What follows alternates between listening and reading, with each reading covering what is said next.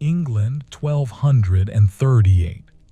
In the village of Ashwell, nestled in the gentle hills of Hertfordshire, a pilgrim rest house stands beside the old stone church. Here, Brother Cedric tends to travelers on their journeys, offering bread, rest, and quiet conversation to those passing through. Welcome to this quiet hour of the night. I am honored to share this time with you. As darkness settles around us, we will journey together to this peaceful corner of medieval England, following Brother Cedric through his unhurried days of hospitality and contemplation.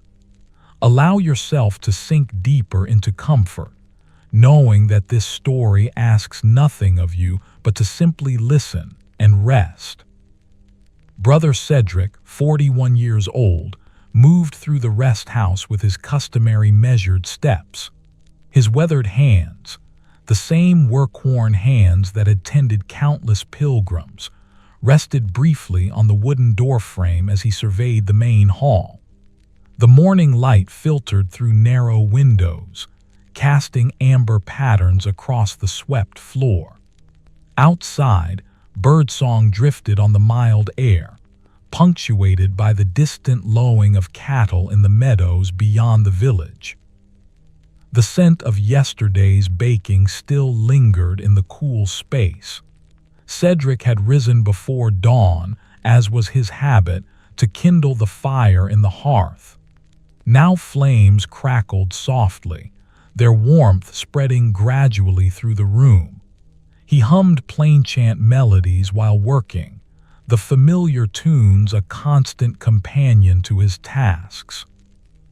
On the long table, earthenware jugs waited to be filled with fresh water from the well. Woolen blankets lay folded on the benches where travelers would rest. Everything held its place with the quiet order that came from years of the same gentle routine. Cedric crossed to the hearth, where an iron pot hung over the flames. The pottage within, barley, dried peas, and herbs from the garden, simmered with a steady, hushed bubbling. He stirred it once, watching steam rise in delicate spirals.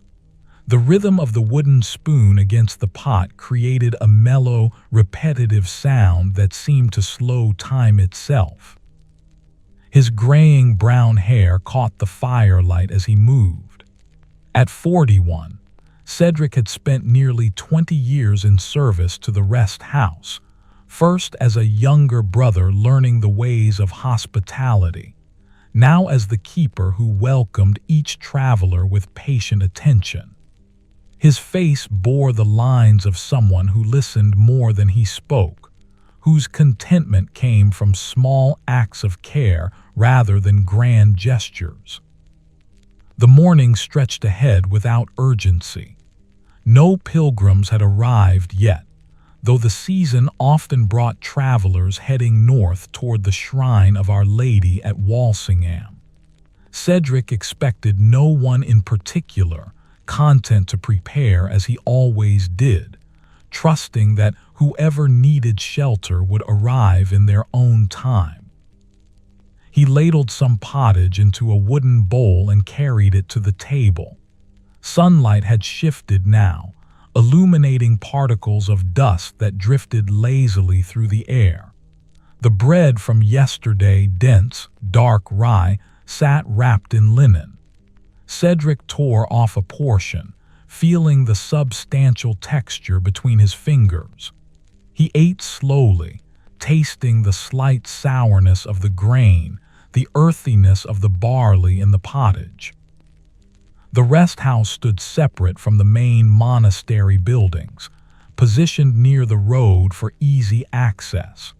Through the window, Cedric could see the church tower rising against the pale sky. Swallows nested in the eaves, their chittering calls a familiar music of late spring. The air smelled of fresh grass and damp earth from the previous night's gentle rain. When he finished eating, Cedric carried his bowl to the wooden basin near the door. Cool water from the morning's first trip to the well waited there. He washed the bowl carefully, his movements unhurried, hands knowing the task so well that thought became unnecessary. The water made soft, splashing sounds. Droplets caught the light as they fell. Brother Cedric, 41, dried his hands on a length of rough linen and stepped outside. The warmth of late May embraced him immediately. Bees worked among the herbs that grew in neat rows beside the rest house, rosemary, thyme, and sage releasing their fragrance as the day heated. He paused there, letting the scent fill his awareness, feeling the sun on his face and shoulders. The well stood in the courtyard between the rest house and the church. Cedric approached it with measured steps, his worn leather shoes making barely a whisper on the packed earth. Other brothers moved through the monastery grounds in the distance, their dark robes shifting as they went about their morning duties. A bell rang for terce, the third hour, its clear tone carrying across the village and into the surrounding fields. At the well, Cedric lowered the wooden bucket on its rope. The rope passed through his weathered hands with familiar friction. Far below, he heard the splash as the bucket met water. He waited, letting it fill completely before beginning the steady pull upward. Hand over hand, the rope moved. His breathing matched the rhythm, slow, even, requiring no effort beyond simple attention. The bucket emerged, water sloshing gently within. Cedric poured it into the ceramic jug he had brought, watching the clear liquid catch and reflect the sky. The water smelled clean, faintly mineral. He filled a second jug, then a third, working with the same deliberate pace he brought to every task. Brother Cedric hummed plain chant melodies while working, the tune rising and falling like the rope through his hands. The melody was one he had learned as a young man, words in Latin praising the gentleness of divine care. Now the words had faded from his mind, but the tune remained, as much a part of him as breathing. He carried the jugs back to the rest house one at a time. The weight settled comfortably in his grip. Water rippled with each step but never spilled. The knowledge of how to hold them had long since become part of his body's wisdom. Inside, he placed each jug in its customary spot on the table, ready for any pilgrim who might need refreshment. The fire still burned with steady warmth. Cedric added another log, ash wood, well seasoned, and watched as small flames began to lick along its length. The wood released a pleasant, mild scent.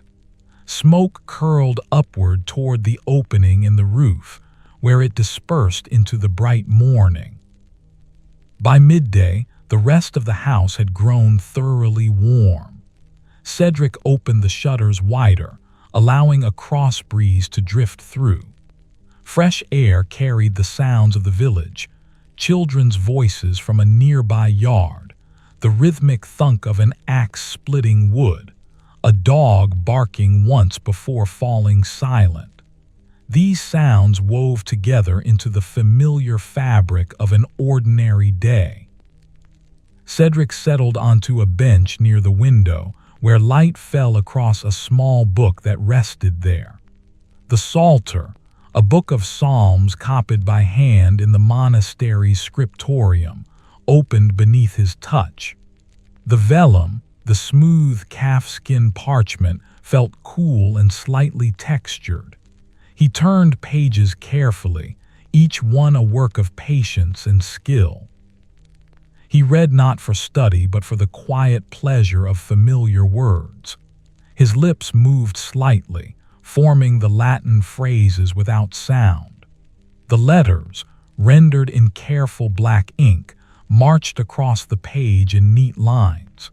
Here and there, a decorated initial caught his eye, a letter embellished with simple flourishes of red or blue.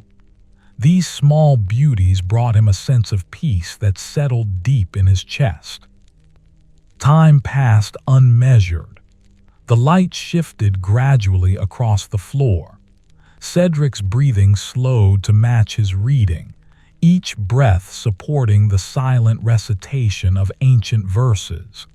His weathered hands held the book gently, turning pages when the moment felt right, never rushing toward completion.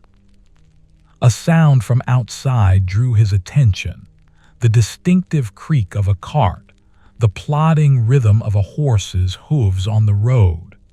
Cedric closed the psalter and rose with his usual unhurried grace. He moved to the doorway and stepped into the courtyard, shading his eyes against the bright sun. A cart approached along the road, pulled by a single bay horse. The driver, a man of middle years with a lined face and dust-covered clothing, guided the animal with quiet clicks of his tongue. Beside him sat a woman, her head covered with a linen veil, hands folded in her lap. They had the look of people who had been traveling since dawn, moving with purpose but without particular haste. Cedric waited as the cart drew nearer. Brother Cedric, 41 years old, stood with his work-worn hands clasped loosely before him, his graying brown hair stirring slightly in the breeze. When the cart stopped before the rest house, he stepped forward with a slight bow. "Welcome, travelers," he said, his voice carrying the warmth of genuine hospitality. "You are welcome to rest here to take water and food. The day is warm for walking." The man climbed down from the cart, moving with the stiffness of someone who had sat too long. He helped the woman descend, her movements careful and deliberate. They both bore the dust of the road on their clothes, simple wool tunics and cloaks suitable for traveling. "Thank you, brother," the man said. His voice held the accent of someone from farther north, perhaps from the lands near Lincoln. "We are grateful. We have been on the road since first light." "Come inside then," Cedric said. "There is pottage still warm and bread. The water is freshly drawn." He led them into the rest house, where the cool dimness offered immediate relief from the sun's heat. The woman sank onto a bench with a soft sigh, her shoulders relaxing. The man stood a moment longer, looking around the space with the careful assessment of someone ensuring safety. Cedric moved to the hearth and ladled pottage into 2 wooden bowls. Steam rose from the thick mixture. He brought the bowls to the table along with portions of bread and wooden cups filled with water. The travelers bowed their heads briefly before beginning to eat, their hunger evident in the silence that followed. Brother Cedric settled onto a bench across from them, giving them space but remaining available should they need anything further. He hummed plain chant melodies while working at a small task he had brought, mending a tear in a woolen blanket with careful stitches. The needle moved through the fabric with a soft, rhythmic whisper. Thread pulled taut, then relaxed. The woman finished first, setting her spoon down gently. She looked at Cedric with tired eyes that still held kindness. "You keep a peaceful house, brother," she said. "The quiet here is a blessing." "The quiet keeps itself," Cedric replied with a slight smile. "I merely tend what is already present." The man wiped his mouth with the back of his hand and nodded. "We are bound for Walsingham," he said. My wife, he gestured toward the woman. She made a vow 3 years ago when our youngest daughter was ill. The child recovered, and now we fulfill the promise. A journey of gratitude, Cedric said. The roads should be good this time of year. You have chosen the gentlest season for walking.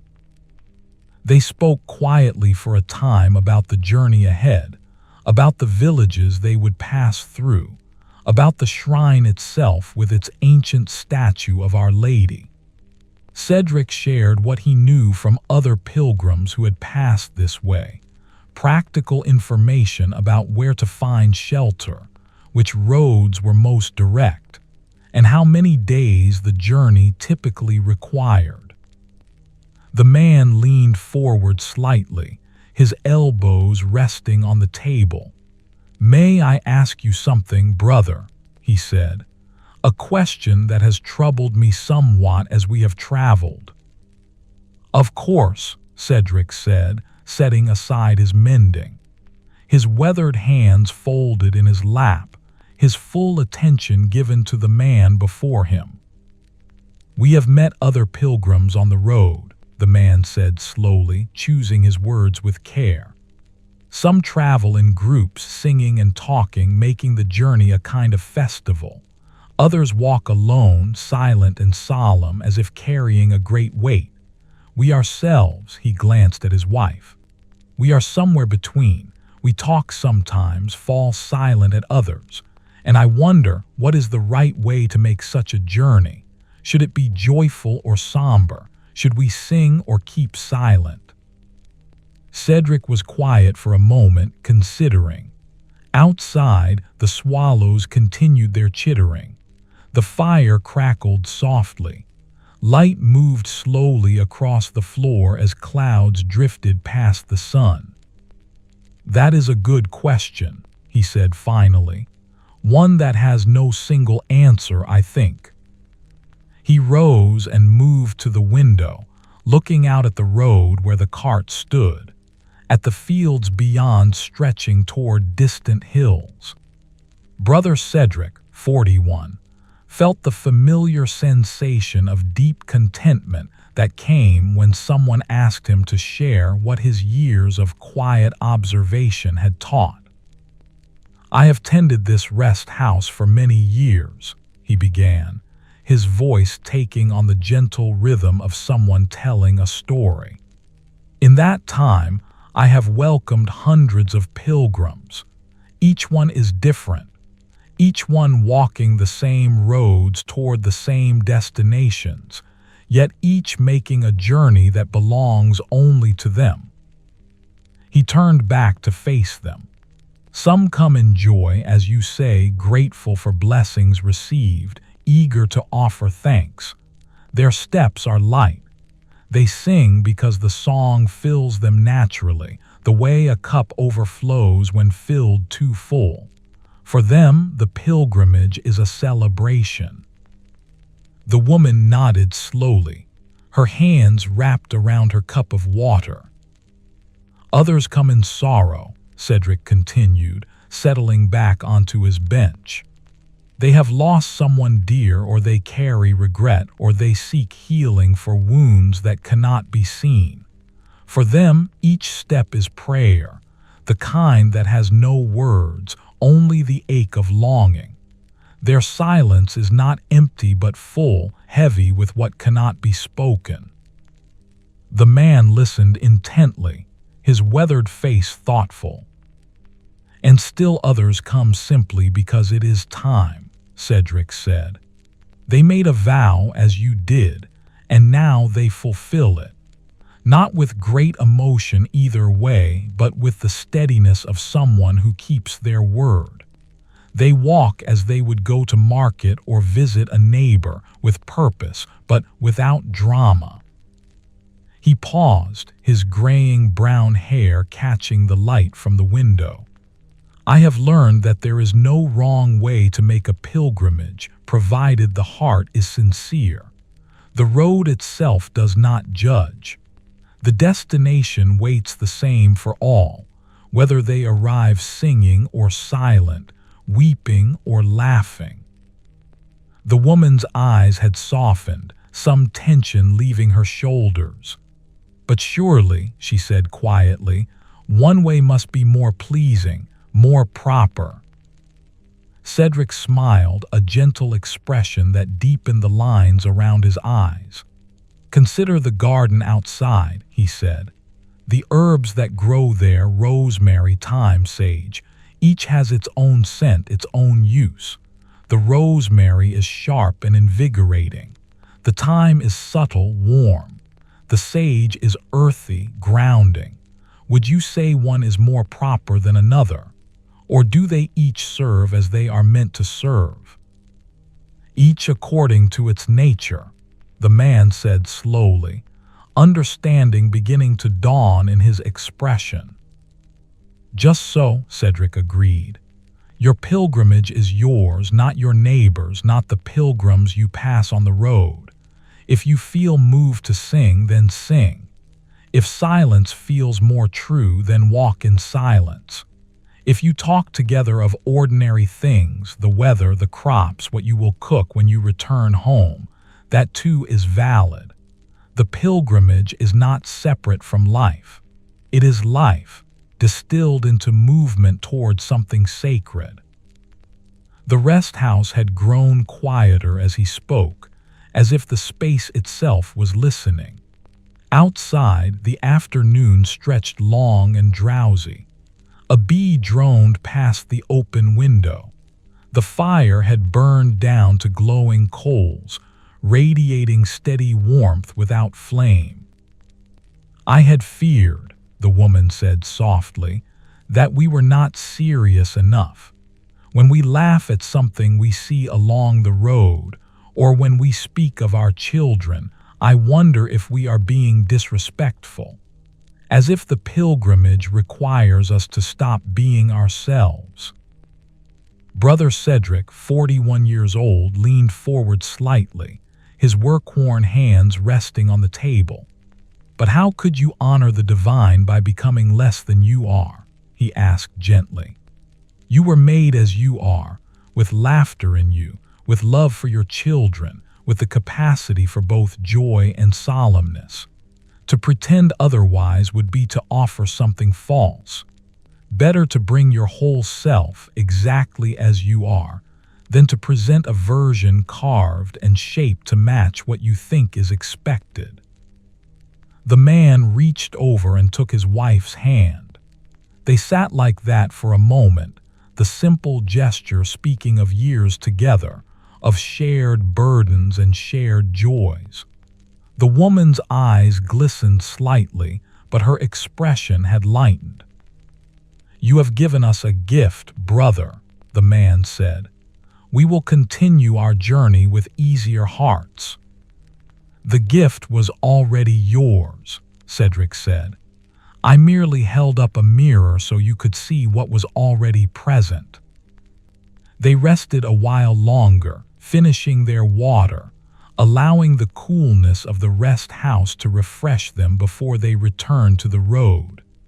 Cedric brought them each a small bundle, bread wrapped in linen, cheese from the monastery stores, dried apple slices, provisions for the next portion of their journey. When they finally rose to leave, the sun had begun its slow descent toward evening. The light had taken on a golden quality, softer and more forgiving than the bright glare of midday. The horse stood patiently where they had left it, tail swishing occasionally at flies. Cedric walked with them to the cart. He helped the woman up onto the seat, his weathered hands steady and strong despite his years. The man climbed up beside her and gathered the reins. They looked down at Cedric, their faces peaceful in a way they had not been when they arrived. "Thank you, brother," the woman said, "for the food, for the rest, for the wisdom." "Travel safely," Cedric replied. "May the road be kind to you, and may you find what you seek at journey's end." The man clicked his tongue, and the horse leaned into the traces. The cart creaked as it began to roll forward. Cedric stood in the courtyard, watching as they moved down the road, growing smaller in the distance. He remained there until they disappeared around a bend, swallowed by the green landscape of late spring. The rest of the house seemed especially quiet when he returned inside. The bowls and cups from the traveler's meal waited on the table. Cedric carried them to the basin and washed each one with careful attention. Water splashed softly. His hands moved through the familiar motions without need for thought. He hummed plain chant melodies while working, the tune drifting through the empty space like a blessing. The melody seemed to linger in the corners, caught among the rafters, woven into the very air itself. When the washing was complete, Cedric dried his hands and looked around the rest house. Everything stood ready once more. The jugs filled with water, the blankets folded neatly, the fire reduced to coals that would be easy to revive when needed. The space held the same peaceful order it had held that morning, as if the day's visitors had been absorbed into the ongoing rhythm without disrupting it. Brother Cedric, 41, moved to his bench near the window and retrieved the psalter.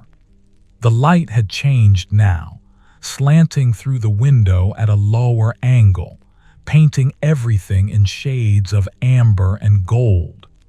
He opened the book to where he had left off, finding his place easily among the familiar pages. But he did not read immediately. Instead, he sat with the book open in his lap, his graying brown hair touched by the warm light, his weathered hands resting on the vellum. He thought about the pilgrims, the man's question, the woman's worry, their clasped hands in the moment of understanding. How many times had he been asked similar questions over the years? People came seeking rules, guidelines, and the right way to approach the sacred.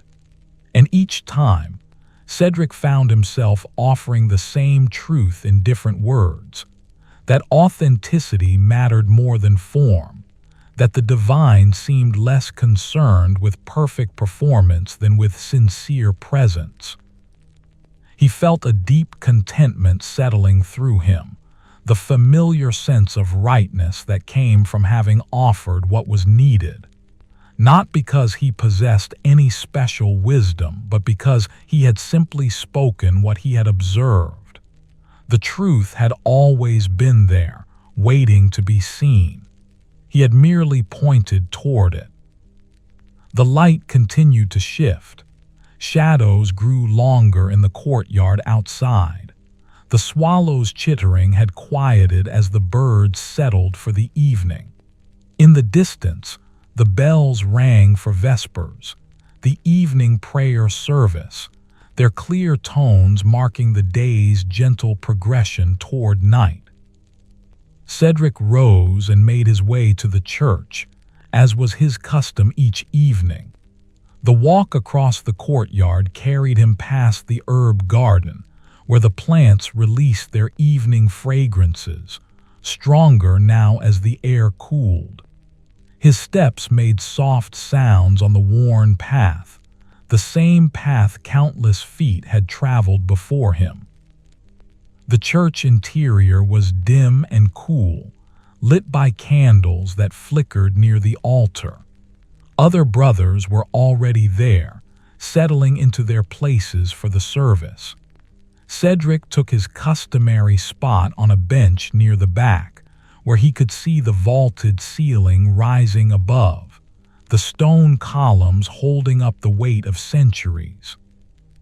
The service unfolded with its usual rhythm, chanted psalms, prayers spoken in unison, periods of silence punctuated by the slight shuffling of robes and the occasional cough. Cedric's voice joined with the others, the Latin phrases flowing without effort, his breathing naturally matching the cadence of the chant. In these moments, time seemed to expand and contract simultaneously. Each second stretched long and spacious, yet the entire service felt as though it passed in a heartbeat. Cedric let himself be carried by the familiar ritual, his mind quiet, his body at rest even as his voice rose and fell with the communal prayer. When Vespers concluded, the brothers departed in silence. Cedric remained a moment longer, sitting in the candle-lit dimness, absorbing the peace that always seemed most concentrated in this space. The smell of incense lingered, frankincense, earthy and resinous. Wax dripped slowly down the candles, forming pale rivers of hardened drops. Finally, he rose and made his way back to the rest house. The evening had deepened now, the sky holding that luminous quality of late twilight. Stars were beginning to appear, faint points of light against the darkening blue. The air had cooled considerably, pleasant after the day's warmth. Inside the rest house, Cedric stirred the coals and added fresh wood. Flames caught quickly, bringing renewed light and warmth to the space. He lit a candle from the fire and placed it on the table where its flame stood steady and bright. Shadows danced on the walls, moving gently with each flicker.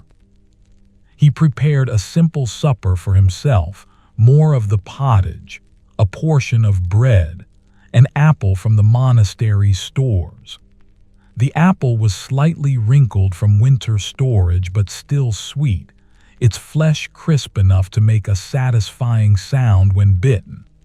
He ate slowly, savoring each bite, the rest of the house quiet around him except for the fire's soft crackling. Brother Cedric, 41 years old, finished his meal and sat for a time simply watching the flames. His work-worn hands rested on his knees. His body settled into the comfortable stillness that came at day's end. He thought again of the Pilgrims, wondering how far they had traveled before stopping for the night, whether they had found good shelter, whether they spoke together of what he had told them. The question the man had asked, it was a good question, one that deserved the care Cedric had given it. But beneath that particular question, he knew, lay the deeper uncertainty that brought so many pilgrims to make their journeys in the first place. The longing to know that they were doing things rightly, the hope that their efforts mattered, the fear that perhaps they were not enough, not faithful enough, not sincere enough, not worthy enough.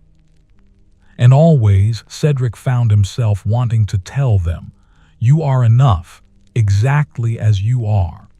The seeking itself is proof of sincerity. The journey itself is the answer to the question you carry. But such truths could not simply be spoken and believed. They had to be discovered, often slowly, often through the very act of walking the road, and finding that one step followed another, that the path held you even when you stumbled, that arrival came not through perfection but through persistence. The candle burned lower. The fire settled into a steady glow. Outside, night had fully arrived, bringing with it the sounds that belonged to darkness, the distant call of an owl, the rustle of some small creature in the grass, the soft sigh of wind through the thatch.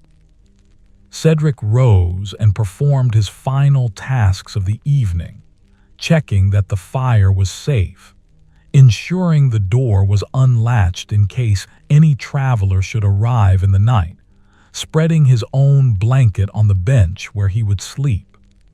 He moved with the unhurried grace that characterized all his actions, each gesture complete and sufficient unto itself.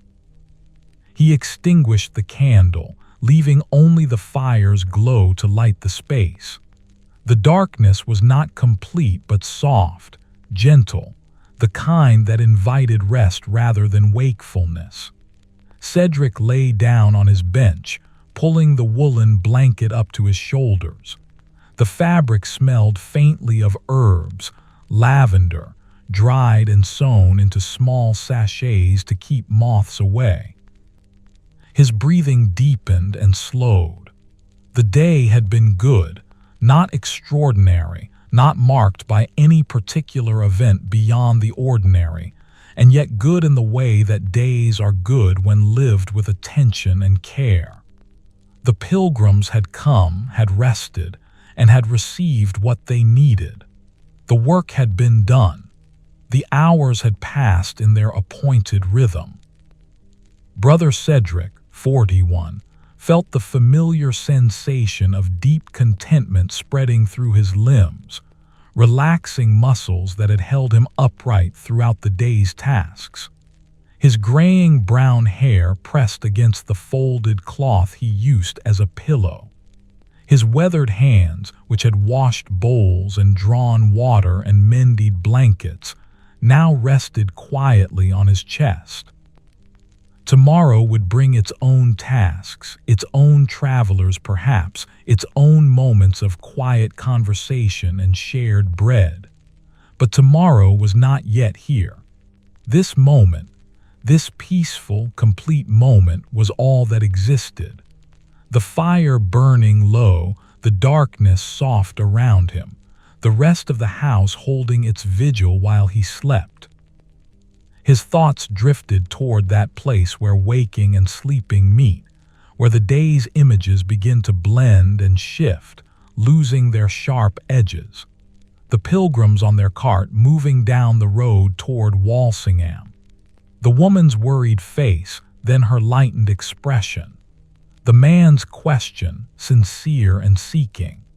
The answer Cedric had offered, drawn from years of watching, of listening, of tending the small space where travelers paused in their journeys. The fire crackled once, sending a brief shower of sparks upward before settling again. Outside, the night continued its slow progression toward dawn.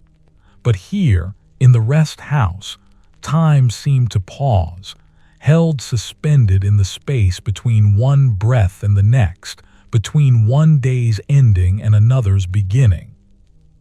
Brother Cedric's breathing grew deeper still, his body releasing its last holdings of the day's concerns. The wool blanket, rough against his skin, became a source of comfort rather than sensation.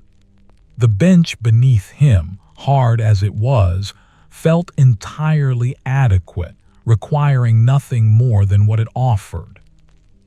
And in that state, neither fully asleep nor quite awake, he understood again what he had tried to tell the Pilgrims, that the journey and the destination were not separate things, that the walking itself was prayer, that each step carried its own sufficiency, its own completeness. That arrival happened not at the journey's end, but in each moment of sincere presence along the way. The rest of the house breathed with him, the old wood settling, the thatch shifting slightly in the night breeze, the fire consuming its fuel in patient increments. All of it part of the same rhythm, the same gentle pulse that moved through all things when the clamor of day fell away and only the essential remained. His last conscious thought before sleep claimed him fully was of gratitude, simple, uncomplicated gratitude for the day given, for the travelers welcomed, for the question asked and answered, for the quiet work that filled his hours with meaning. Not dramatic or profound, just the steady, accumulating satisfaction of a life lived in service to small necessities and offered kindnesses. The candle had long since been extinguished, but the fire continued its vigil, casting a gentle glow across the sleeping brother, across the waiting benches, across the jugs of water standing ready for whoever might come with the dawn. The rest house held its peace, patient and unchanging, a small sanctuary of calm in a world that moved and changed, but somehow, in spaces like this, remained fundamentally the same as it had always been. And Brother Cedric slept, his weathered hands still, his breathing the only sound beyond the fire's whisper, his rest as complete and untroubled as the rest he offered to others. A gift given freely, received gratefully, and passed on again when morning came. The morning arrived as mornings did in late spring, gradually, without fanfare. Light seeped into the rest house through the narrow windows, pale at first, then strengthening as the sun lifted itself above the distant hills.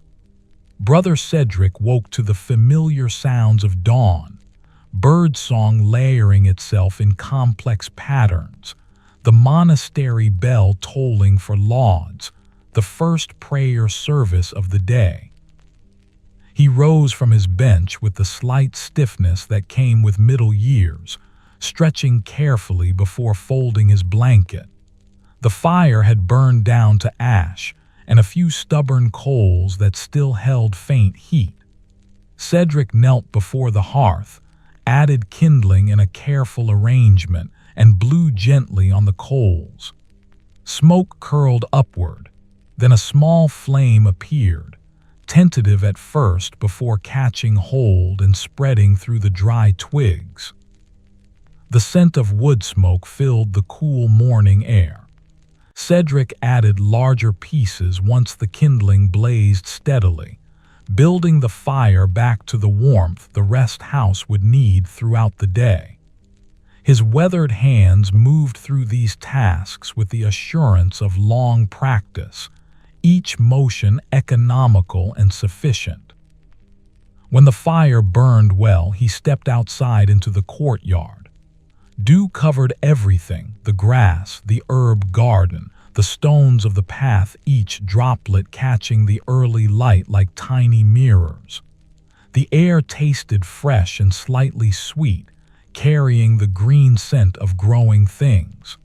Cedric breathed deeply, filling his lungs, feeling the coolness spread through his chest. He made his way to the church for lauds, his worn leather shoes leaving dark tracks through the wet grass. Other brothers converged on the building from various directions, their dark robes swaying with each step, their faces still holding the softness of recent sleep. No one spoke. The morning silence felt too complete to break with unnecessary words. Inside the church, candles had already been lit near the altar. Their flames stood motionless in the still air, casting steady illumination on the stone walls. Cedric took his customary place and let his voice join with the others in the opening psalm. The Latin phrases rose and fell, the melody ancient and unchanging, passed down through countless generations of brothers who had stood in this same space, offering these same prayers. The service moved through its appointed forms, chanted psalms, spoken prayers, periods of silence during which the only sound was the occasional shuffle of feet or the distant crow of a rooster from the village. Cedric's mind, still not fully alert, drifted pleasantly through the familiar ritual, his body knowing when to stand, when to sit, when to bow, without requiring conscious thought. When lauds concluded, the brothers departed for their various tasks. Some headed toward the fields where the monastery's crops grew. Others made their way to the kitchen, the scriptorium, the infirmary.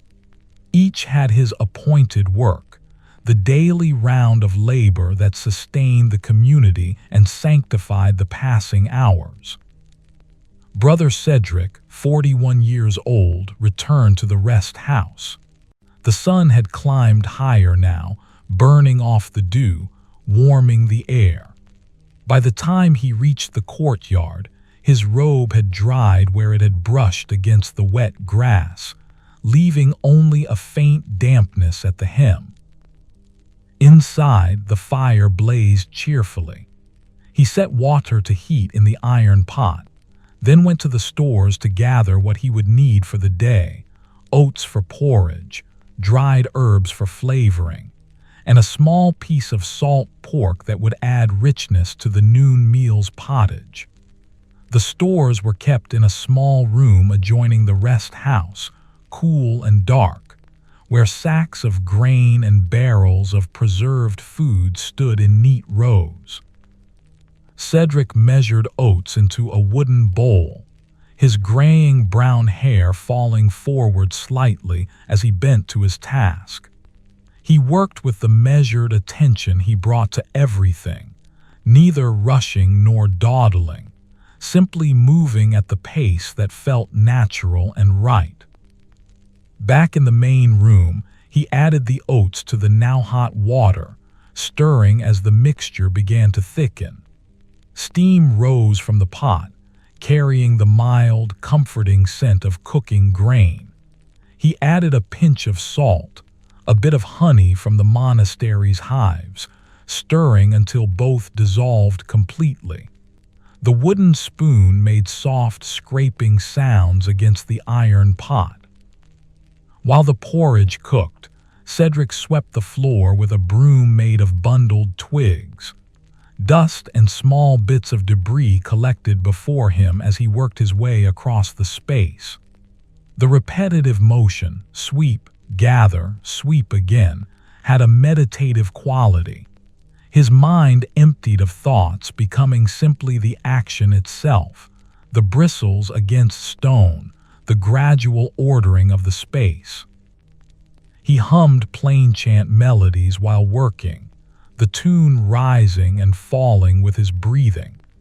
The melody filled the rest house, seeming to expand the space somehow, making it feel both intimate and vast at once.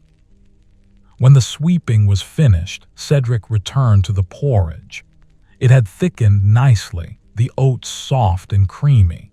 He ladled some into a bowl for himself and ate standing by the window, looking out at the day taking shape. The sky had cleared completely, promising warmth later. In the fields beyond the village, he could see tiny figures moving, farmers at their work, bent to the earth's demands.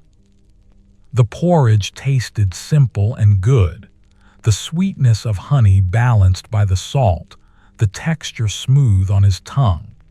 He ate slowly, chewing thoroughly, giving the food the attention it deserved. When the bowl was empty, he washed it along with the pot and spoon, his weathered hands plunging into the warm water without hesitation. The morning stretched ahead. Cedric turned his attention to the linens, the blankets and cloth used by travelers. Some needed washing after recent use. He gathered them into a large basket and carried it outside to where a wooden tub stood in a sunny corner of the courtyard. He filled the tub with water from the well bucket by bucket until it stood half full. The water was cold, bracing against his hands when he tested it. Into the tub he added a handful of wood ash, lye for cleaning, and swirled it until the water turned slightly milky. Then he submerged the linens, pressing them down until they were thoroughly soaked. The work of washing was rhythmic and demanding. Cedric lifted each piece, rubbed it against itself to work the dirt free, wrung it out, then returned it to the water. His shoulders and arms felt the effort, but not unpleasantly. This was honest work, necessary work, the kind that kept the rest house functioning and welcoming. Brother Cedric, 41, paused occasionally to straighten his back, looking up at the sky where clouds drifted in lazy formations. The sun warmed his face and hands, drying the water that splashed occasionally from his labors. A light breeze moved through the courtyard, carrying the scent of the herb garden, rosemary particularly strong today, sharp and invigorating. When the linens were clean, he wrung each one thoroughly, twisting the fabric until water streamed out in diminishing rivulets. His weathered hands, strong despite their age, made short work of this task. Then he carried the heavy, wet bundle to where rope had been strung between two posts, creating a place for drying. He draped each piece carefully, smoothing out wrinkles, ensuring they hung straight so the sun and air could work their way through the fibers.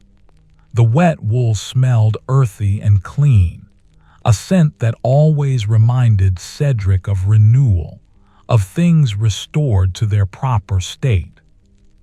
By the time the washing was finished, the sun had climbed toward its zenith. The morning's coolness had given way to genuine warmth. Cedric returned inside to find the rest house pleasantly dim and considerably cooler than the courtyard. He sat on his bench near the window, allowing himself a moment of rest.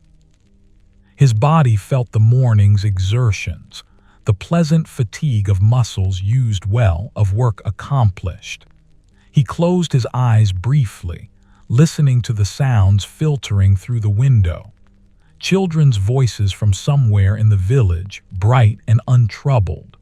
The clang of metal on metal, the blacksmith at his forge. A woman singing, her voice carrying some melody Cedric didn't recognize but found pleasing nonetheless. The rest settled into him, spreading through his limbs like warmth. His breathing slowed and deepened. For a span of time that might have been minutes or might have been longer, he couldn't say. He simply sat, empty of thought, present without effort. A sound brought him back, hoofbeats on the road, approaching steadily. Cedric opened his eyes and rose, moving to the doorway just as a single rider came into view. The horse was a gray mare, well kept and sturdy. The rider was a young man, perhaps 20 years old, wearing the simple clothing of a lay brother from another monastery. The young man dismounted with easy grace and led the mare toward the rest house. His face was open and friendly, marked by the optimism of youth not yet tempered by hardship. He carried a leather satchel across one shoulder. "God's peace, brother," the young man called as he approached. "I am Brother Alden from the Abbey at Bury St. Edmunds. I carry messages for your abbot and hope to rest here briefly before seeking him out." "You are welcome, Brother Alden," Cedric replied, stepping forward. "Come inside, I will see to your horse." "My thanks," Alden said, handing over the reins. "She has carried me far today. Some water and a bit of rest would serve her well." Cedric led the mare to a small shelter adjoining the rest house where a trough of water waited. The horse drank deeply, her sides heaving slightly from the journey. Cedric ran his weathered hands along her neck, feeling the warmth of her coat, the pulse of life beneath. He left her there in the shade with access to water, trusting she would rest as needed. Inside, he found Brother Alden already seated at the table, the leather satchel set carefully beside him. The young man looked around the rest house with evident appreciation. "You keep this space well, brother," he said. "It has a peace about it." "The peace keeps itself," Cedric said, repeating the words he had spoken to the Pilgrims the day before. "I merely maintain what is already present." He brought water and bread, cheese and dried figs, simple fare but nourishing. Alden ate with the appetite of youth, his movements quick and energetic even in the act of eating. Cedric sat across from him, content to keep silent unless conversation was desired. "I have been traveling since yesterday afternoon," Alden said between bites. "The messages I carry concern arrangements for the harvest. Our abbot wishes to discuss sharing workers between our houses, as we did last year." "A sensible arrangement," Cedric observed. "The harvest is better served when hands are plentiful." "Indeed," Alden agreed. He finished the bread and reached for a fig, biting into the sweet flesh with evident pleasure. "But I confess, brother, I am glad for the excuse to travel. I love my abbey, but sometimes the walls feel close.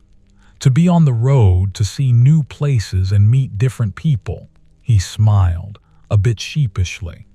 "Perhaps that is not a properly monastic sentiment." Brother Cedric, 41 years old, regarded the young man with his characteristic patient attention. His graying brown hair caught the light from the window, and his weathered hands rested calmly on the table. "Why should it not be properly monastic?" he asked mildly. Alden looked surprised. "Well, we take vows of stability, do we not? To remain in one place, to commit ourselves to a particular community. Surely that means we should not long for travel or change." "The vow of stability speaks to commitment, not to location," Cedric said. "You can carry your monastery with you in your heart and in your practices. The building is not the monastery, the brothers are. The commitment is." He rose and moved to the window, looking out at the road where dust still hung in the air from the mayor's passage. "Some are called to remain always in one place, their roots going deep like an oak tree. Others are called to move, carrying their stability within them like a turtle carries its shell. Both are valid, both serve." Alden set down his fig, considering this. "I had not thought of it that way," he said slowly. "But surely the oak is more stable, more committed than the turtle." "Is it?"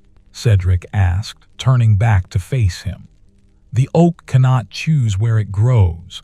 It takes root where its seed fell and remains there whether the soil is good or poor, whether the location serves it well or ill. The turtle, though, the turtle must choose stability daily, must carry its home consciously with each step. Perhaps that requires a different kind of commitment, not less but different." The young man's face showed the working of thought, the way understanding gradually reshaped his assumptions. "You speak as though you have considered this deeply, brother." Cedric returned to his seat. "I have tended this rest house for many years," he said. "In that time, I have seen every kind of traveler, every reason for journeying. Some wander because they are restless, unable to commit to anything. But others wander because their calling requires movement. Both use the same roads, but their journeys are entirely different." "How do you tell the difference," Alden asked, "between restlessness and calling?" "The restless are always looking for what is around the next bend," Cedric said.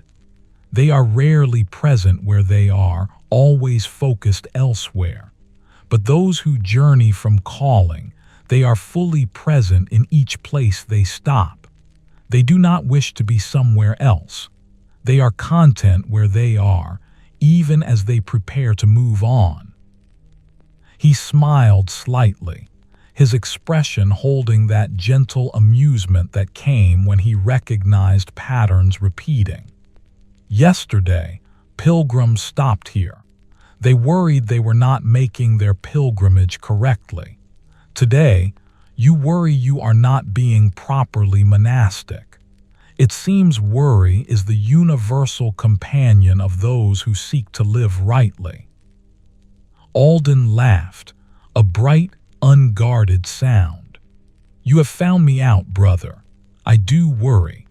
I worry that my love of travel means I am not truly committed.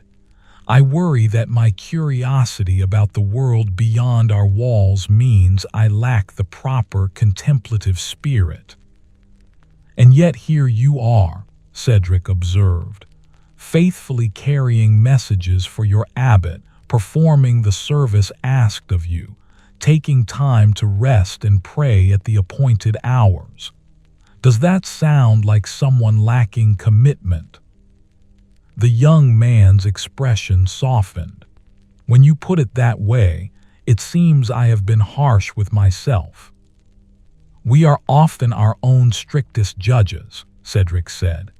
He hummed plain chant melodies while working, though in this moment, no work occupied his hands, the habit so ingrained that the tune emerged naturally when he felt at ease. We hold ourselves to standards we would never apply to others. We see our own struggles and uncertainties as failures rather than as the normal condition of being human. Brother Alden finished his meal in thoughtful silence. When he finally spoke again, his voice carried a new quality, not the brightness of youth uncertain of itself, but something more grounded. Thank you, Brother Cedric. I came here expecting only bread and water, but you have given me something more valuable. I have given nothing, Cedric said. I merely reflected back what you already knew but had perhaps forgotten in your worry. The young man rose, gathering his satchel. I should seek out your abbot now and deliver my messages, but I will remember this conversation, and perhaps worry less about whether I am traveling correctly and focus more on being present wherever I am. That sounds like wisdom, Cedric agreed. He walked with Alden to the door, then to where the mare waited in the shade. The horse had rested well and seemed ready to continue. Alden mounted with the easy confidence of someone accustomed to riding, settling into the saddle as naturally as breathing. Will you stay here tonight? Cedric asked. You are welcome to rest in the guest quarters if you wish. I may, Alden said. It depends on how long my business with the abbot takes, but if I do not return before dark, know that I carry your words with me. They will be company enough for the road ahead. He guided the mare back toward the main monastery buildings, following the path that led through the courtyard and around the church. Cedric watched until the horse and rider disappeared from view, then returned to the rest house. The afternoon had settled into its warmest phase. Inside, the dimness provided relief from the sun's intensity. Cedric stood for a moment, allowing his eyes to adjust, feeling the cooler air against his skin. The linens he had washed earlier would be nearly dry by now, he thought. Time to check them and bring them inside if ready. He stepped back into the courtyard. The linens hung motionless in the still air, thoroughly dried by sun and breeze. Cedric unpinned each piece, folding it as he went, creating neat squares that he stacked in his arms. The cloth felt warm from the sun, slightly stiff from the washing but clean-smelling and pleasant to handle. Inside, he placed the folded linens in the wooden chest where they were kept, arranging them in orderly layers. His weathered hands smoothed each piece before moving to the next, the gesture partly practical, removing wrinkles, and partly simply an expression of care for these objects that served the rest house's purpose. Brother Cedric, 41 years old, closed the chest and sat once more on his bench. The day had progressed well, morning prayers observed, tasks completed, 2 travelers welcomed and tended. The afternoon stretched ahead with no particular demands. He might read from the Psalter, or he might simply sit and allow his mind to rest. He chose the latter. Sitting by the window where light fell in a slanted beam, he let his gaze rest on the view outside without focusing on any particular detail. The fields, the distant hills, the sky, all of it present and beautiful without requiring analysis or contemplation. Simply there as he was simply here. His breathing slowed to match the afternoon's drowsy pace. The rest of the house seemed to breathe with him, timbers settling with faint creaks, the fire's occasional pop, small sounds that marked the passage of time without insisting on attention.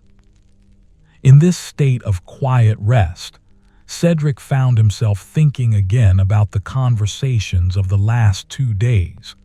The Pilgrims with their question about the right way to make a journey. Brother Alden with his worry about loving travel.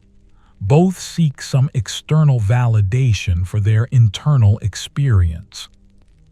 It was curious, Cedric thought, how often people looked outside themselves for permission to be who they already were, as if some authority needed to approve their particular way of moving through the world, as if the great diversity of human experience could be reduced to a single correct path. He had spent years watching this pattern repeat, and each time his response was essentially the same: to redirect their attention inward, to help them see that the answer they sought existed not in some external rule or standard, but in their own authentic engagement with what called to them. Not that rules and standards lacked value. Structure served. Discipline mattered. But structure and discipline were meant to support authentic living, not replace it. When they became ends in themselves, when adherence to form mattered more than the spirit the form was meant to serve, something vital was lost. These thoughts drifted through Cedric's awareness without weight or urgency. They were familiar territory, ideas he had contemplated countless times over the years. They provided a kind of companionship. These recurring meditations, like old friends who visited regularly and required no entertainment beyond their presence. The afternoon light shifted gradually, moving across the floor in its predictable arc. Time passed, how much, Cedric couldn't say and didn't care to measure. The bells would ring for none, the 9th hour prayer when the moment arrived. Until then, there was simply this: sitting, breathing, being present in the quiet rest house while the day unfolded according to its own rhythm. Eventually, the bells did ring, their clear tones cutting through the afternoon haze. Cedric rose from his bench with the slight stiffness that came from sitting still for a long while, stretched briefly, then made his way to the church once more. The service for none was brief, a handful of psalms, prayers of midday remembrance, a collective pause in the day's labors to acknowledge the sacred that threaded through all activity. Cedric's voice joined with the others, the familiar Latin phrases requiring no thought, his body knowing when to stand and sit and bow. Afterwards, rather than returning immediately to the rest house, Cedric walked through the monastery grounds. He needed nothing in particular, had no specific destination, but the afternoon's warmth and the impulse to move his body drew him into a slow circuit of the familiar paths. He passed the vegetable gardens where other brothers worked among the rows, weeding, watering, tending the growing plants with patient care. The gardens were thriving, the spring planting well established now. Green shoots of onions and leeks stood in neat lines. Cabbage plants spread their broad leaves. Peas climbed woven supports, their tendrils curling around the structures with delicate precision. One of the brothers working there, Brother Thomas, an elderly man with a deeply lined face, straightened when he saw Cedric and raised a hand in greeting. Cedric returned the gesture, pausing at the garden's edge. "A good year for growing," Thomas called across the rows. "So it seems," Cedric agreed. "The rains have been well timed."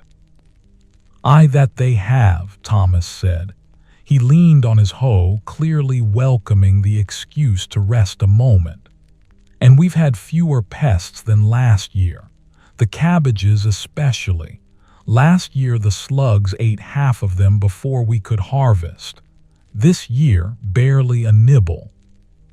They spoke for a few minutes about ordinary things, the gardens, the weather, the prospects for harvest. Simple conversation that required nothing profound, that served mainly to acknowledge companionship and shared work. When Thomas returned to his hoeing, Cedric continued his walk. He moved past the fish ponds where carp moved lazily through the murky water, past the dovecote where white birds cooed and fluttered, past the workshop where carpenters shaped wood for repairs to the monastery buildings. Each space hummed with its own particular activity. Each contributed to the whole community's sustenance and maintenance. Brother Cedric, 41, felt a familiar sense of contentment observing these various labors. He had his work, tending the rest house, and others had theirs. Together, the many tasks created a functioning whole, each piece necessary, none more important than another. The carpenter's work mattered no more and no less than the gardener's, the scribe's, the baker's, or his own. This understanding had come slowly to him over the years.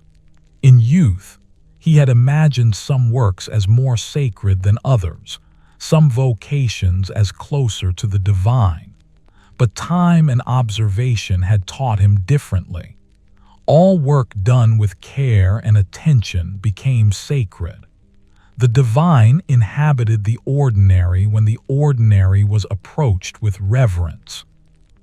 He completed his circuit and returned to the rest house as the afternoon began its slow decline toward evening. The sun, though still well above the horizon, had lost its harsh midday quality.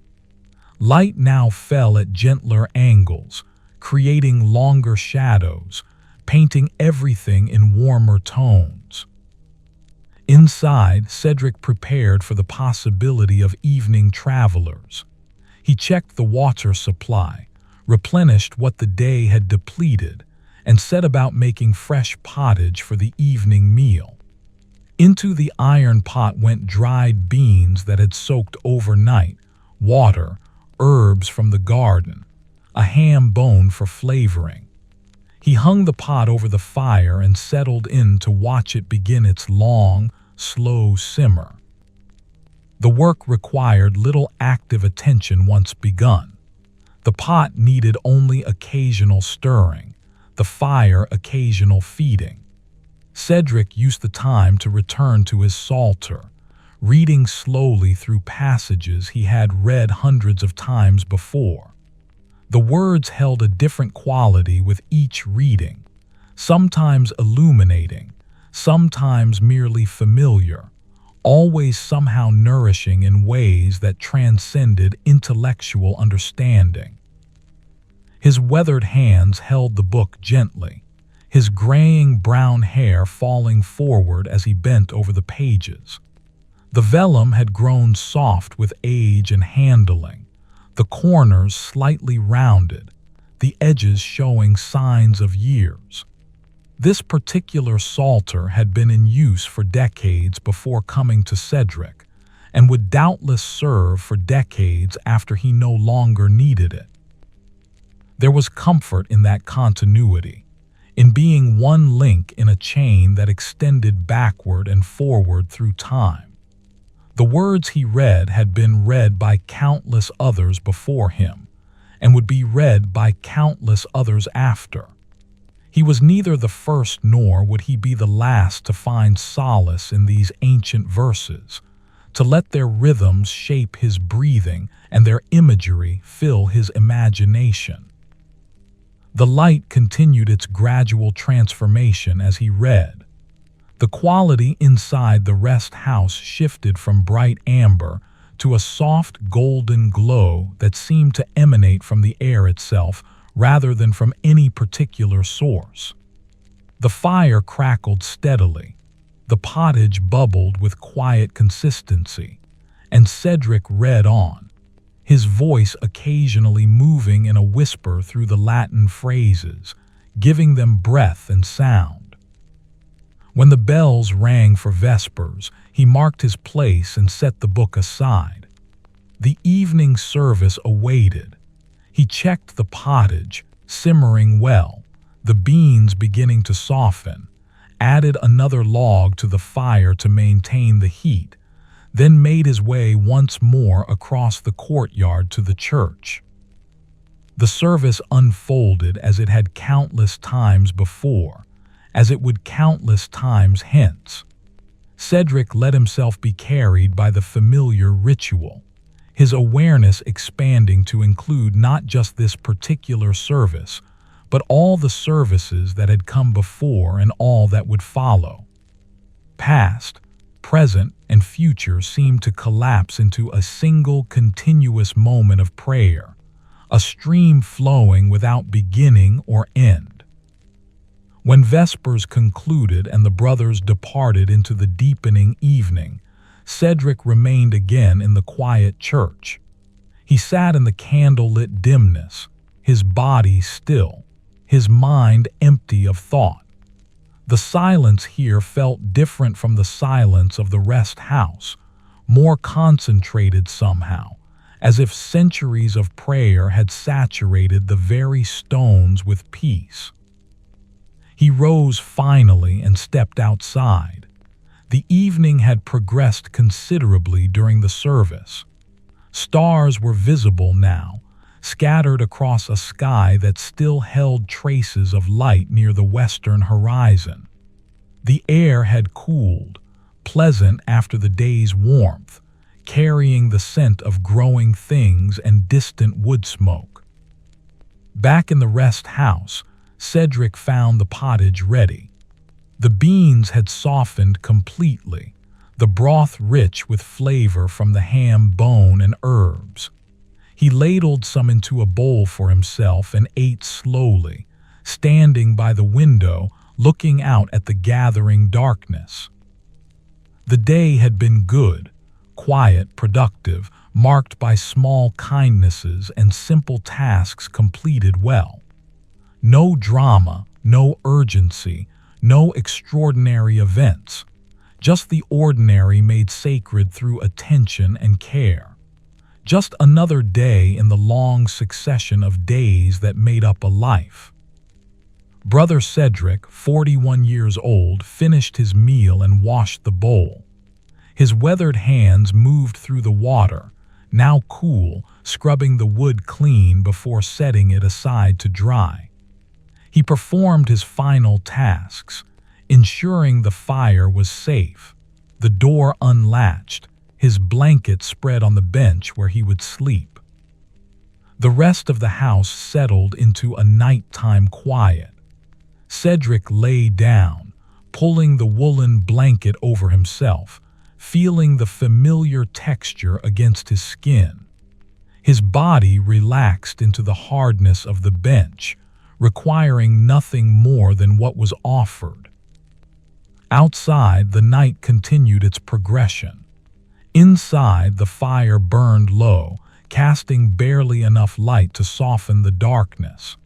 And Cedric, neither fully asleep nor quite awake, rested in that liminal space where day releases its hold and sleep begins its gentle approach, his breathing slow and deep, his mind quiet, his heart at peace. The dawn arrived with mist, thick and pale, rolling in from the low-lying meadows to blanket the monastery grounds in soft obscurity. Brother Cedric woke to find the rest house wrapped in this quiet whiteness, the windows showing only an indistinct glow where the sun struggled to penetrate the vapor. He rose from his bench and stirred the coals, adding kindling as he had done countless mornings before. The fire caught quickly, flames providing warmth and light in the gray dimness. Cedric stood before the hearth for a moment, letting the heat reach through his robe to his skin, driving away the night's accumulated chill. The mist lent the morning an unusual quality. Sounds seemed muffled, distances impossible to judge. The familiar world transformed into something mysterious and dreamlike.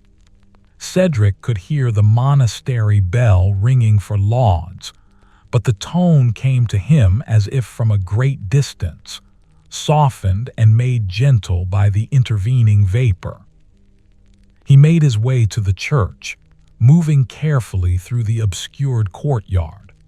The path he knew so well felt different under these conditions, each step requiring slightly more attention, each landmark appearing only when he was nearly upon it.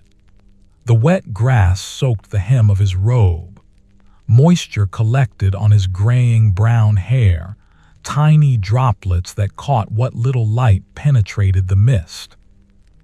Other brothers emerged from the fog like spirits, their forms indistinct until suddenly present. No one spoke.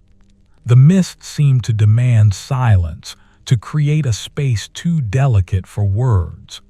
They gathered in the church, where candles burned with particular brightness against the gray morning, and offered their voices in the familiar chants.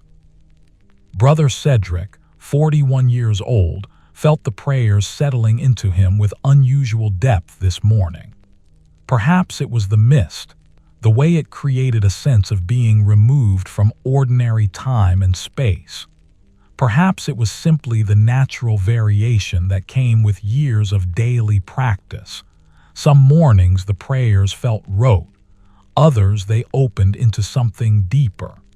He accepted both without judgment, understanding that constancy mattered more than intensity. When lauds concluded, he returned through the fog to the rest house. The fire still burned well, having been built up sufficiently before he left. He hung the iron pot over the flames and began preparing porridge, measuring oats with his weathered hands, adding water, stirring as the mixture began to heat. The mist pressed against the windows, turning them into blank squares of pale gray. Inside felt especially sheltered as a result, a small island of warmth and light surrounded by impenetrable softness. Cedric moved through his morning tasks with his customary unhurried grace, each action complete and sufficient. As he ate his porridge, standing by the window and looking out at nothing but white vapor, he found himself thinking about visibility and hiddenness. How the world seemed so different depending on what could be seen, how much remained present even when obscured.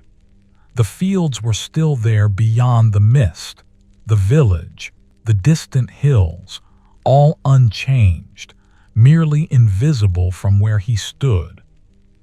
People were much the same, he reflected.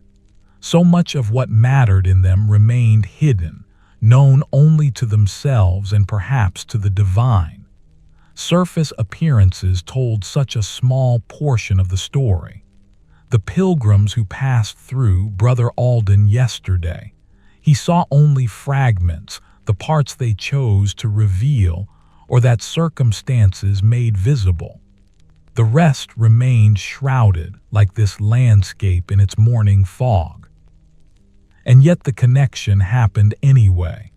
Understanding emerged. Not complete understanding. That was perhaps impossible between separate souls, but sufficient understanding to allow for kindness, for useful conversation, for the small services that made life bearable and occasionally beautiful. Cedric finished his porridge and washed the bowl. The morning progressed slowly, the mist showing no signs of lifting. He settled on his bench with the Psalter, reading by firelight, the Latin verses flowing through his mind like water over smooth stones. Time passed unmeasured. The fire needed feeding. Cedric rose, selected wood from the stack, placed it carefully among the flames. He hummed plain chant melodies while working, the familiar tune a companion that required nothing but occasionally emerged to fill silence with something pleasant. A sound reached him through the mist, voices, muffled but growing gradually closer. Cedric set aside the Psalter and moved to the doorway. Two figures materialized from the whiteness, walking close together, their forms indistinct until they were nearly at the rest house entrance. An older woman and a girl, perhaps 12 years old, both wearing simple wool cloaks darkened by moisture. The woman had a lined face that spoke of years spent outdoors, of labor and weather. The girl stayed close to her side, one hand gripping the woman's sleeve as if afraid the mist might separate them. "God's peace," Cedric called in greeting. "Welcome, come inside and warm yourselves." The woman's face showed relief. "Thank you, brother. We have been walking since before dawn in this mist." She shook her head. "It came upon us suddenly. We could see nothing, hear nothing clearly. I began to fear we had lost the road." "You found it well enough," Cedric assured her. "Come, sit by the fire. I will bring food and water." They entered gratefully, the girl's eyes wide as she took in the rest house interior. The woman helped her remove her damp cloak, then her own, hanging both near the hearth where they could begin to dry. Cedric noticed the girl shivering slightly and pulled the bench closer to the fire so she could sit in the warmth's direct path. He brought porridge, still warm in the pot, along with bread and water. The woman and girl ate without speaking at first, their hunger and cold demanding attention before conversation. Cedric sat across from them, giving them space but remaining available should they need anything. The girl finished first, her shivering subsiding as the warm food and fire did their work. She looked at Cedric with frank curiosity, the open gaze of childhood not yet taught to guard itself. "Are you a monk?" she asked. "I am a brother, yes," Cedric said with a gentle smile. "Brother Cedric, I tend this rest house for travelers who need shelter." "We are going to my sister's," the woman said. She had finished eating as well and sat now with her hands wrapped around the water cup, drawing warmth from it. "She lives in the village of Thurfield, about half a day's walk from here. My daughter Agnes," she indicated the girl. "She will stay with her aunt for the summer to help with the new baby." Brother Cedric, 41, nodded his understanding. His weathered hands rested calmly on the table, his graying brown hair still slightly damp from his earlier passage through the mist. "A good arrangement," he said. "And you have chosen a beautiful time of year for the journey, despite this morning's fog." "Will it lift, do you think?" the woman asked. "I confess I am uncertain about continuing while we can see so little." "It will lift," Cedric said with confidence. "Mist like this usually burns off by mid-morning when the sun gains strength. You are welcome to wait here until it does. There is no need to walk blind when patience will bring clarity." The woman's shoulders relaxed further. "That is wise counsel, brother. We will wait then. There is no urgency to our arrival." Agnes had been looking around the rest house with continued interest. "Do many people come here?" she asked Cedric. "Some days many, some days none," he replied. "Pilgrims traveling to shrines, merchants moving between towns, families like yours visiting relatives. Each brings their own story, their own reason for being on the road." "Do they tell you their stories?" Agnes asked, leaning forward slightly. "Sometimes," Cedric said, "if they wish to. Some travelers prefer quiet. Others find it helpful to speak of what brings them to the road. I listen to whatever they choose to share." The girl seemed to consider this. "I would tell you our story," she said, "if you want to hear it." Her mother smiled. "Agnes loves to talk," she said with affection. "She will talk to anyone who will listen. The chickens, the milk cow, even the cat, though it never pays her any attention." "Then I am fortunate," Cedric said to Agnes, "to have ears that work better than a cat's. Please tell me your story if you wish." Agnes needed no further encouragement. She launched into an account of her life. Her home village, her father who worked as a carpenter, her 3 brothers all older than her, the new calf born just last week. The words tumbled out with the unself-consciousness of youth, details piling upon details, everything equally important in her telling. Cedric listened with patient attention, his expression showing genuine interest. He asked occasional questions. What color was the calf? What were her brothers' names? Did her father build the furniture for their house? Each question drew forth a more enthusiastic response. Agnes clearly delighted to have an audience who engaged with her narrative. Her mother watched this exchange with a mixture of amusement and gratitude. When Agnes paused to take a breath, the woman said, "You are very kind, brother, to indulge her chatter. I know she can be overwhelming." "Not at all," Cedric said. "She tells her story well, and there is something refreshing about hearing the world through young eyes. Everything is still interesting, still worth nodding and sharing." He turned back to Agnes. "Tell me," he said, "are you excited to help with your aunt's new baby? That is important work." Agnes's face grew more serious. "I am excited," she said, "but also a bit frightened. What if I do something wrong? What if I drop the baby or forget to do something important? Those are understandable fears, Cedric acknowledged. His weathered hands spread on the table in a gesture of openness.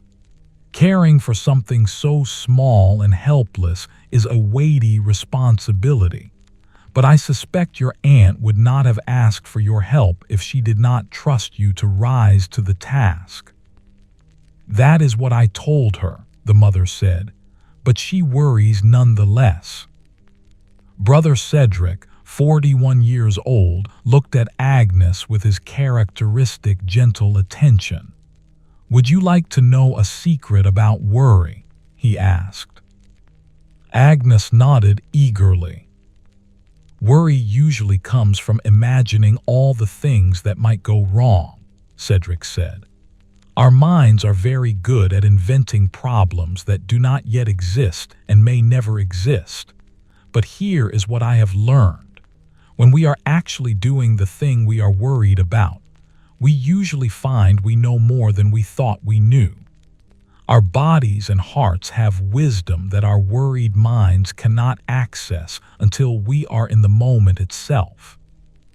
He paused, letting this settle. You worry you might drop the baby, but when you are actually holding the baby, your arms will know how to cradle it safely. You worry you will forget something important. But when you are actually helping your aunt, she will guide you, and your attention will be present for what is needed right then. Agnes listened with complete focus, her earlier chattiness giving way to thoughtful quiet. So I should not worry, she asked. Oh, you will probably worry anyway, Cedric said with a slight smile. Worry is part of being human, especially when we care about doing something well. But perhaps you can recognize the worry for what it is, your mind trying to protect you by imagining dangers, and then set it aside and trust that when the moment comes, you will know what to do. The girl's face had lightened considerably. I think I understand, she said.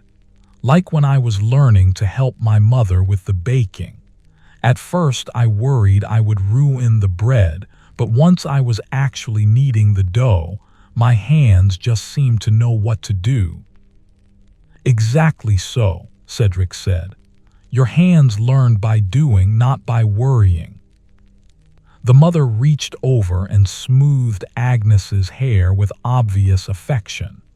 You see, she said, Brother Cedric understands what I have been trying to tell you. You will do well because you care about doing well. That is enough. They sat in comfortable silence for a time. The fire crackled steadily. Outside, the mist remained thick, showing no signs yet of lifting. Inside, the rest house held its peace, warm and sheltered, a small haven carved from the fog-bound morning. Cedric rose and moved to the window, looking out at the unchanging whiteness. The mist is thinning, I think, he said, though in truth it was difficult to tell. By the time you are ready to continue, visibility should be much improved. The woman came to stand beside him, peering out. How can you tell? She asked. It looks the same to me. Experience, perhaps, Cedric said. I have watched many mornings like this. There is a quality to the light, a sense of the sun's presence even when it cannot be seen directly. The mist feels less solid than it did an hour ago. As if to confirm his words, a patch of slightly brighter white appeared in the fog, then faded, then appeared again stronger. The sun asserted itself, burning through the vapor from above. You are right, the woman said with wonder. I can feel it changing. They returned to the table. Agnes had pulled her legs up onto the bench and sat hugging her knees, her head resting sideways so she could watch the fire. The warmth and food, combined with the early morning start, were clearly pulling her toward drowsiness. "Let her rest if she wishes," Cedric said quietly to the mother. "There is no rush. The day will wait for you." The woman nodded gratefully. She settled back on her own bench, her body relaxing into the permission to simply be still. Cedric returned to his psalter, reading silently while his guests rested, the three of them sharing the space in easy companionship that required neither conversation nor explanation. Time passed with the peculiar quality it took when nothing demanded attention, when the present moment stretched to accommodate whatever it contained without strain. The fire burned down and Cedric rebuilt it, working quietly so as not to disturb Agnes, who had drifted into actual sleep, her breathing deep and even. The mist outside continued its gradual dissolution. Shapes began to emerge from the whiteness, the outline of the herb garden first, then the church tower, then more distant features of the landscape. The world reassembled itself as visibility returned, each element reappearing in its expected place as if confirming that nothing had truly been lost, only temporarily hidden. By the time Agnes stirred and opened her eyes, the mist had lifted enough that the road was clearly visible, along with the fields beyond and the village rooftops in the middle distance. Sunlight, still soft but definite, streamed through the windows. "Oh," Agnes said, sitting up and blinking. "I fell asleep." "You did," her mother confirmed. "And the mist has lifted while you dreamed. We can continue our journey now." They gathered their cloaks, now mostly dry from hanging near the fire. Cedric walked with them to the doorway, where they paused to put on the garments. Agnes looked up at him with an expression of mingled gratitude and renewed confidence. "Thank you, Brother Cedric," she said, "for the food and the fire and for what you said about worry." "You are most welcome, Agnes," Cedric replied. "I hope you enjoy your summer with your aunt and the new baby. I suspect you will do better than you imagine." The mother bowed her head slightly. "Your kindness will not be forgotten, brother. May God bless your work here." "And may God bless your journey," Cedric responded. "The road should be easy from here to Thurfield. Walk well." He watched as they made their way down the path, Agnes walking with a lighter step than she had arrived with, her hand no longer clutching her mother's sleeve but swinging freely at her side. The two figures grew smaller with distance but remained clearly visible, the mist having retreated enough to allow sight to follow them until they passed beyond the natural curve of the road. Brother Cedric, 41 years old, returned inside. His weathered hands began clearing the bowls and cups from the table, carrying them to the basin for washing. The morning had progressed well into its middle hours now. The rest house, which had felt so enclosed and sheltered during the mist, now seemed to open outward, connected again to the visible world beyond its walls. He washed the dishes with his usual care, his graying brown hair falling forward as he bent to the task. The water splashed softly. Sunlight, growing stronger by the minute, slanted through the windows and caught in the droplets that fell from the clean bowls.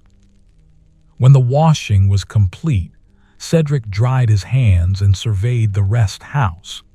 Everything stood ready once more, the fire burning well, the jugs filled with fresh water, the space ordered and welcoming.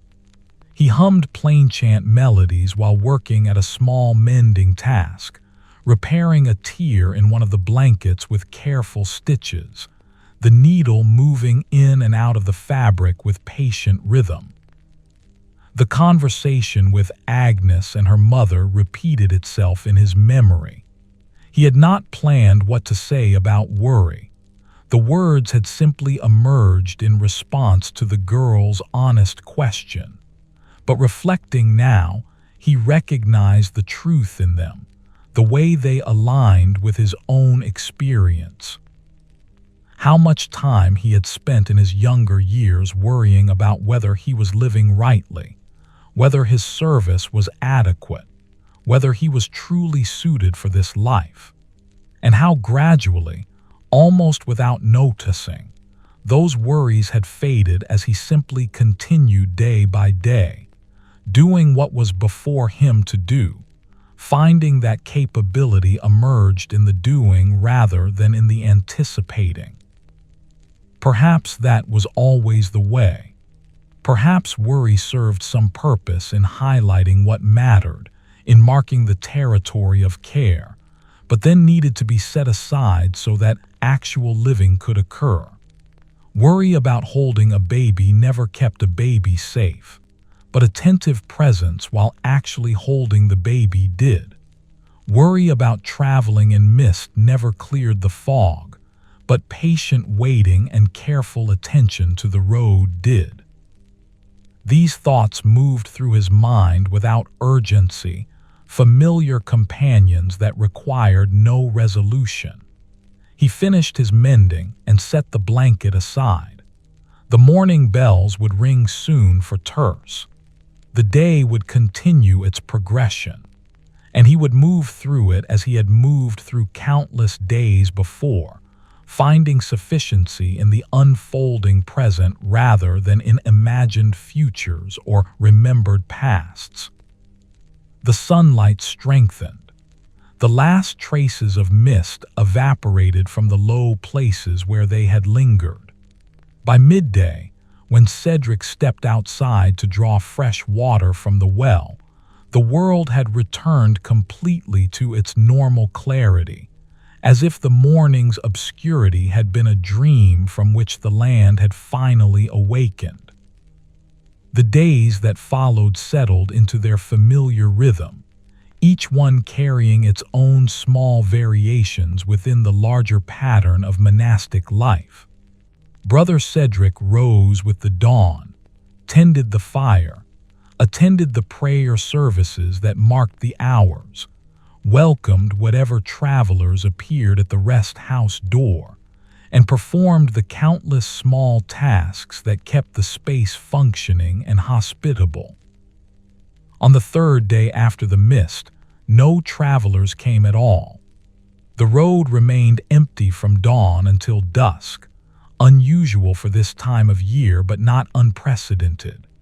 Cedric used the solitude to undertake a more thorough cleaning, sweeping not just the main floor but the corners where dust accumulated unseen, washing the windows with water and a cloth until the glass gleamed, checking the roof thatch for any damage from recent rains. The work filled the hours with its own satisfaction. There was something peaceful about tending a space when no one else was present, when the labor itself became a kind of meditation. His weathered hands moved over surfaces, removing dirt, restoring order, the repetitive motions freeing his mind to drift where it would. He found himself thinking about the various people who had passed through recently, the pilgrims with their question about the right way to journey, Brother Alden with his worry about loving travel, Agnes with her fears about the baby. Each had arrived carrying some concern, some uncertainty about whether they were approaching their lives correctly. Brother Cedric, 41 years old, paused in his sweeping and leaned on the broom handle, his graying brown hair catching the afternoon light. It struck him that perhaps this was the central human predicament, this constant wondering whether one was living rightly, doing enough, being adequate to the demands of existence. Everyone seemed to carry some version of this concern, dressed in different particulars but essentially the same underneath. And yet, he thought, the answer was always remarkably similar. Not a set of rules or requirements, but rather an invitation to authenticity, to presence, to bringing one's whole self to whatever the moment asked. The Pilgrims needed to hear that their way of traveling was valid. Alden needed to know his love of movement did not betray his vows. Agnes needed reassurance that she would know what to do when the time came. All of them seeking permission, in some sense, to be who they already were. Cedric resumed his sweeping, the bristles making soft, rhythmic sounds against the stone floor. He hummed plain chant melodies while working, the tune rising and falling with his breathing, filling the empty rest house with something gentle and alive. By evening, the space gleamed with the thoroughness of his attention. Every surface had been wiped, every corner swept, every object returned to its proper place. Cedric stood in the doorway as the sun descended toward the horizon, looking at what his day's labor had accomplished, feeling the quiet satisfaction of work completed well. The following morning brought a change in weather. Clouds had moved in overnight, low and heavy, turning the sky a uniform gray. The air felt thick with moisture, though no rain had yet fallen. Cedric went about his morning tasks with his usual measured pace, lighting the fire, preparing porridge, attending lauds in the dimly lit church where candles seemed to burn with particular brightness against the gloom. He was returning to the rest house when the first drops began, fat and heavy, splattering against the stones of the courtyard with audible impact. Within moments, the drops multiplied into a steady downpour, rain falling in vertical sheets that obscured vision and drummed loudly on every surface. Cedric hurried the last few steps and ducked inside just as the rain intensified further. He stood by the window, watching water stream down the glass, listening to the rain's percussion on the thatched roof overhead. The sound filled the rest house completely, a white noise that seemed to wrap the space in its own small world, separate from everything beyond. The fire crackled cheerfully, undisturbed by the weather outside. Cedric added wood to build up the warmth, knowing that anyone who traveled today would arrive soaked and chilled. He set the iron pot over the flames and began preparing a particularly hearty pottage. Dried peas, barley, onions, carrots from the root cellar, herbs, and a generous piece of salt pork for richness and warmth. As the pottage simmered, filling the rest house with savory aromas, Cedric settled on his bench with the psalter. The rain provided a constant background, neither intrusive nor ignorable, simply present the way weather was present, a condition to be accepted rather than resisted. He read slowly through familiar passages, his lips moving silently through the Latin phrases. The words seemed to take on additional resonance with the rain as accompaniment, as if the weather itself was praying, offering its own wordless praise through the simple fact of falling water nourishing the earth. Mid-morning brought travelers, a family of 5 huddled under inadequate cloaks, all of them thoroughly drenched. The father carried a young child, perhaps 3 years old, who whimpered with cold and misery. 2 other children, maybe 7 and 9 years old, clung to their mother's hands, their faces pinched and pale. Cedric welcomed them with immediate warmth, ushering them inside and toward the fire. "Come, come," he said, his voice carrying both authority and kindness. "Get those wet things off. I have blankets and warm food." The parents looked at him with exhausted gratitude. The father set the young child down gently, while the mother helped the older children remove their soaked cloaks. All 5 stood shivering in their damp undergarments, the children beginning to cry now that they were in a safe place, and the shock of their ordeal could fully register.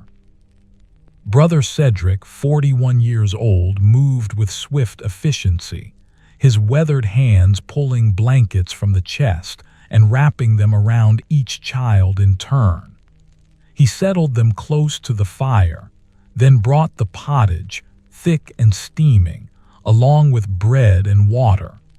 The family fell upon the food with desperate hunger, barely pausing between bites. While they ate, Cedric hung their wet cloaks near the fire where they could begin to dry. He brought more blankets for the parents, who had given their first ones to the children. The father accepted his blanket with a nod of thanks, too tired and cold yet for words. Gradually, as warmth and food did their work, the family's shivering subsided. Color returned to their faces. The youngest child stopped whimpering and began to look around with cautious interest.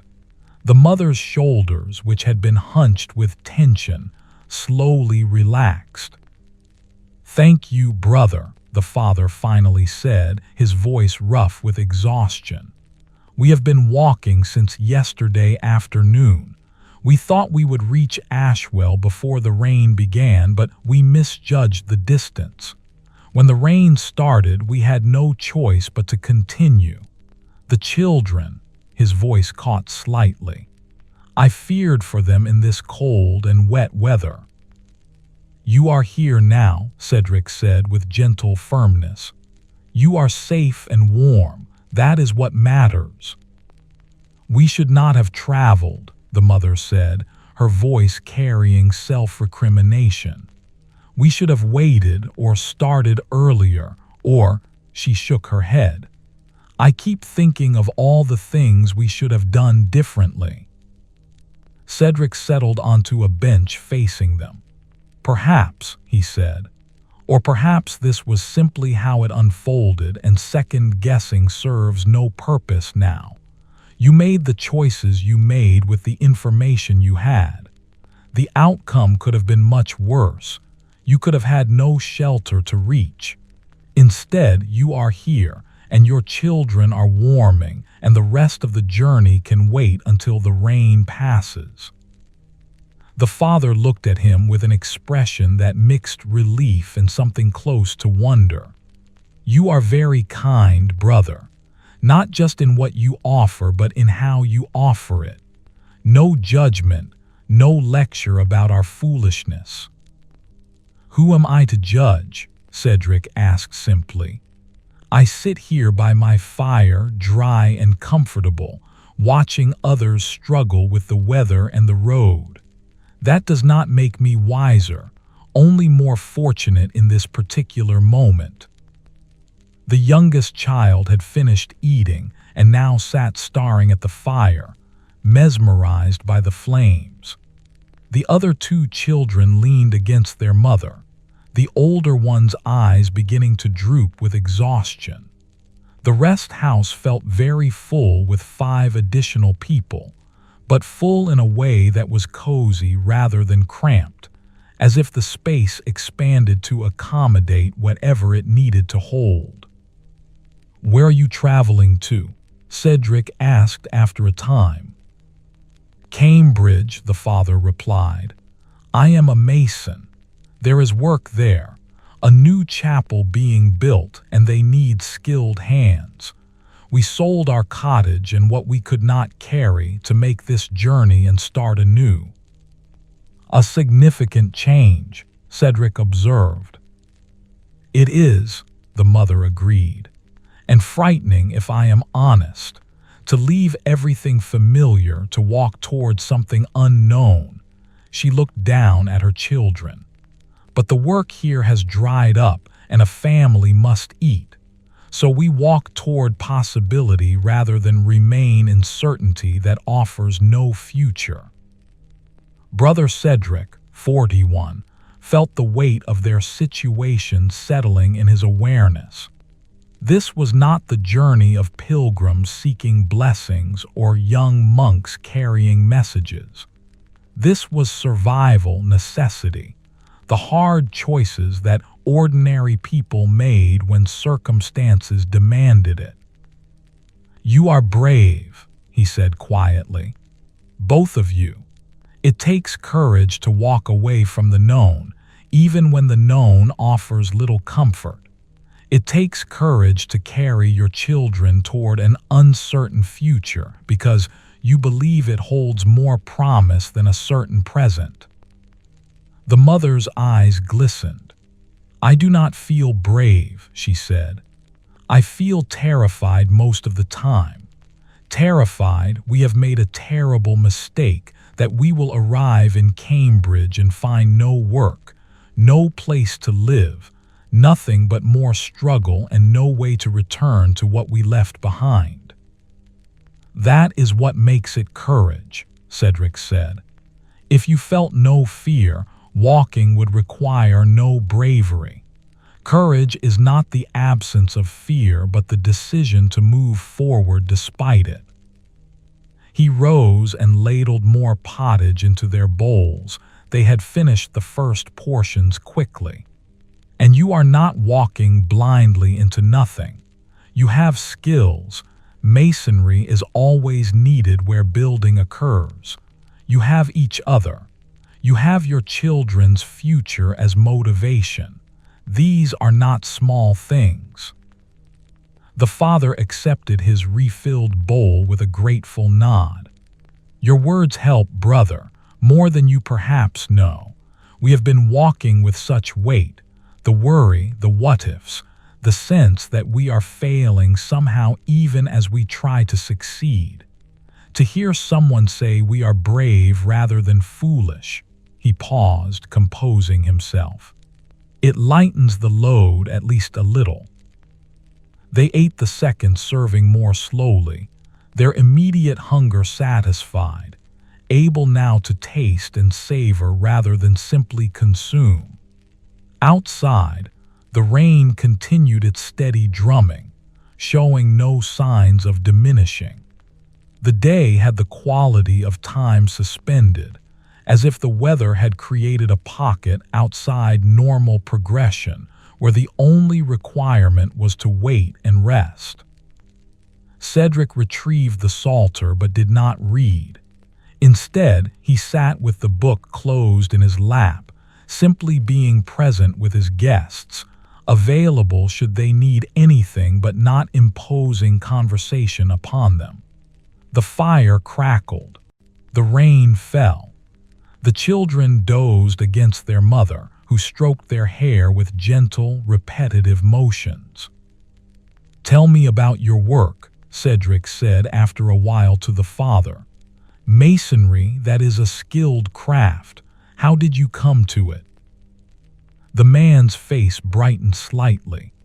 "My father was a mason and his father before him. I learned at my father's side from the time I could carry a trowel. There is something," he paused, searching for words, "something deeply satisfying about working with stone, taking these rough, irregular pieces and fitting them together so perfectly that they become a wall, a building, something that will stand for generations." He gestured with his work-roughened hands, warming to his subject. "People think masonry is just stacking rocks, but it is much more. You must read each stone, understand its nature, where it wants to fit, how it relates to its neighbors. You must think not just about today, but about years hence, how the weight will settle, how the weather will test the joints, where water might seep if you are not careful. It sounds almost like reading people, Cedric observed.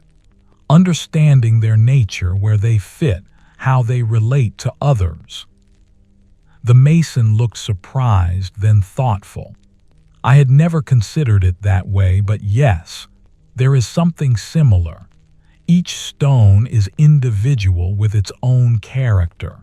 Force it where it does not want to go and the structure will be weak. But place it where it belongs and it will hold firm for centuries. His wife had been listening with a small smile.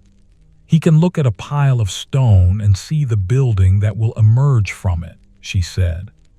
I have watched him stand before a heap of irregular rocks, considering, and then begin, and somehow it all comes together exactly as he envisioned. A gift, Cedric said, to see what does not yet exist but could exist with proper attention and skill.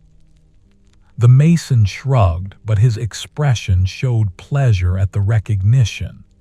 I suppose it is a kind of gift, though it is also years of training, of learning from mistakes, of understanding how stone behaves.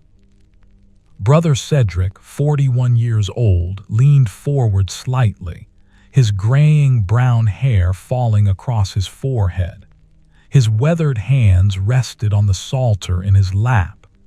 And now you will bring that gift to Cambridge, where new work awaits. The chapel being built there will be stronger for your skill, more beautiful for your understanding of how stones fit together.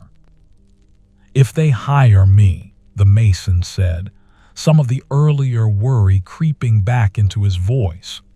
If there is still work when we arrive, if. There you go again, his wife said gently, borrowing trouble from a future that has not yet arrived. She is right, Cedric said. You cannot know what waits in Cambridge until you arrive there. But you can know this.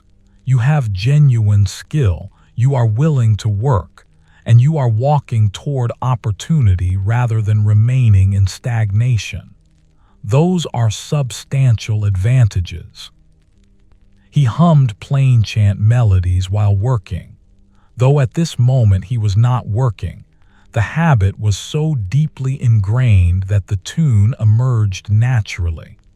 The melody filled the space between words, a gentle presence that asked nothing but offered something soothing.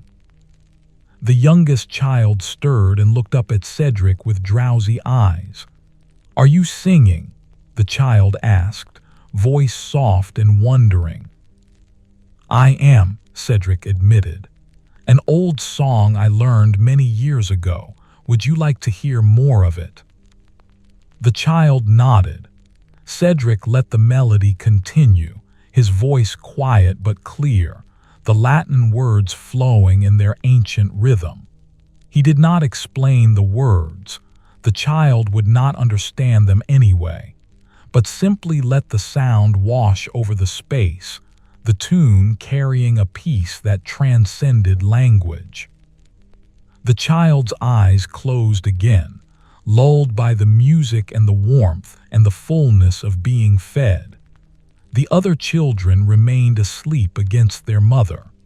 The parents sat quietly, hands wrapped around their cups of water, faces showing a calm that had not been present when they first arrived. The rain continued outside, but inside the rest house, everything felt held and safe. The fire burned steadily. The pottage simmered with its rich, nourishing scent. The blankets wrapped around wet, tired bodies. And Cedric's voice, offering its wordless comfort through melody that had sustained countless generations before and would sustain countless more to come. When the song ended, silence settled, not empty but full, pregnant with unspoken gratitude and shared human presence. No one moved or spoke for a long moment, as if afraid to break whatever fragile peace had descended. Finally, the mother stirred. "We should let you return to your duties, brother," she said. "We have taken enough of your time and resources." "Nonsense," Cedric said firmly. "You will stay until the rain passes and your cloaks are dry. There is nowhere you need to be until the weather permits safe travel. And I have no duties more important than offering hospitality to those who need it." "But surely," the father began. "Surely nothing," Cedric interrupted, his tone gentle but brooking no argument. "This rest house exists for exactly this purpose, to shelter travelers when shelter is needed. You are not imposing. You are allowing me to fulfill my vocation. If anything, I should thank you for the opportunity." The parents exchanged glances, then nodded acceptance. The father's shoulders sagged with relief. He had been prepared to push on despite exhaustion if duty demanded it, but permission to rest changed everything. "Then we accept your kindness with grateful hearts," the mother said, "and hope that one day we may offer similar kindness to others who need it." "I suspect you will," Cedric said. "Those who have known difficulty often develop the deepest compassion for others' struggles. Your journey to Cambridge, hard as it is, will teach you things that ease and comfort never could." He rose and moved to check the cloaks drying near the fire. They were making progress but would need more time before being truly ready to wear. The rain showed no sign of stopping. If anything, it had intensified, the drumming on the roof growing louder. "It appears you will be here for some time yet," Cedric observed, returning to his seat. "Which gives you an opportunity to rest properly. When did you last sleep a full night?" The parents looked at each other. "2 nights ago," the father admitted. "Last night we sheltered under a tree, but with worry about the children and the cold, sleep came only in brief snatches." "Then sleep now," Cedric said. "All of you. I will keep watch and wake you when the rain passes and your things are dry. You need rest more than you need to push forward exhausted." "But we cannot simply sleep in the middle of the day," the mother protested weakly. "It is not." "It is exactly what you need," Cedric said, "and there is no shame in resting when rest is required. Your children are already sleeping. Join them. I promise the day will not disappear while you dream." The weight of exhaustion was clearly winning the argument. The mother's eyes were already half closed. The father fought to keep his head upright. Cedric brought additional blankets, helped them arrange themselves on the benches in positions that would allow sleep, and watched as they surrendered to the overwhelming need their bodies had been carrying. Within moments, all 5 travelers were deeply asleep, their breathing settling into the slow rhythms of genuine rest. The rest of the house held them gently, the fire's warmth, the blanket's weight, the sound of rain creating a cocoon of safety and comfort. Brother Cedric, 41 years old, sat watching them sleep, his weathered hands folded in his lap, his graying brown hair touched by firelight. There was something profoundly peaceful about witnessing people at rest, all the worry and striving temporarily suspended, their faces smoothing into unguarded vulnerability. This, he thought, was perhaps the deepest gift the rest house offered, not just food and shelter, but permission to stop, to release the constant forward momentum that necessity demanded, to simply be held for a while without requirement or judgment.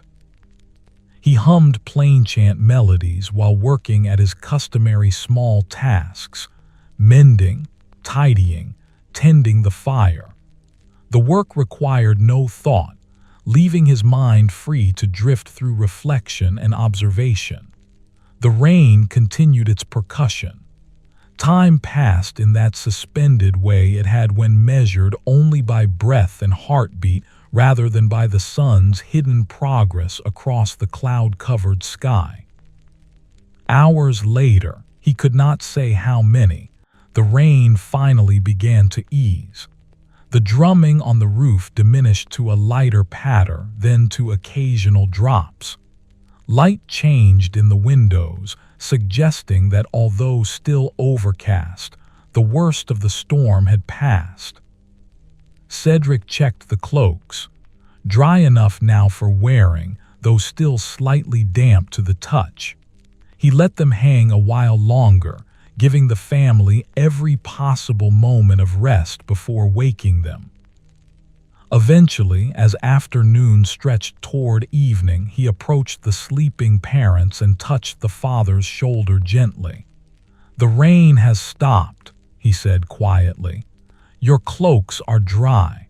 When you are ready, you can continue your journey." The man stirred, disoriented for a moment before remembering where he was. He sat up carefully, looking around at his sleeping family, then at Cedric. "We slept," he said with wonder. "I do not remember the last time I slept so deeply." "Your body needed it," Cedric said, "and now you can travel refreshed rather than exhausted." The mother woke as they spoke, her hand immediately reaching to check on the children. Finding them safe and still sleeping, she relaxed again. "Thank you," she said to Cedric, her voice thick with emotion. "For everything. For the shelter and food and rest, but mostly for," she paused, searching for words, "for treating us with such dignity, for not making us feel like burdens or failures." "You are neither," Cedric said simply. "You are a family walking toward a better future with courage and hope. That deserves honor, not judgment." They woke the children gently.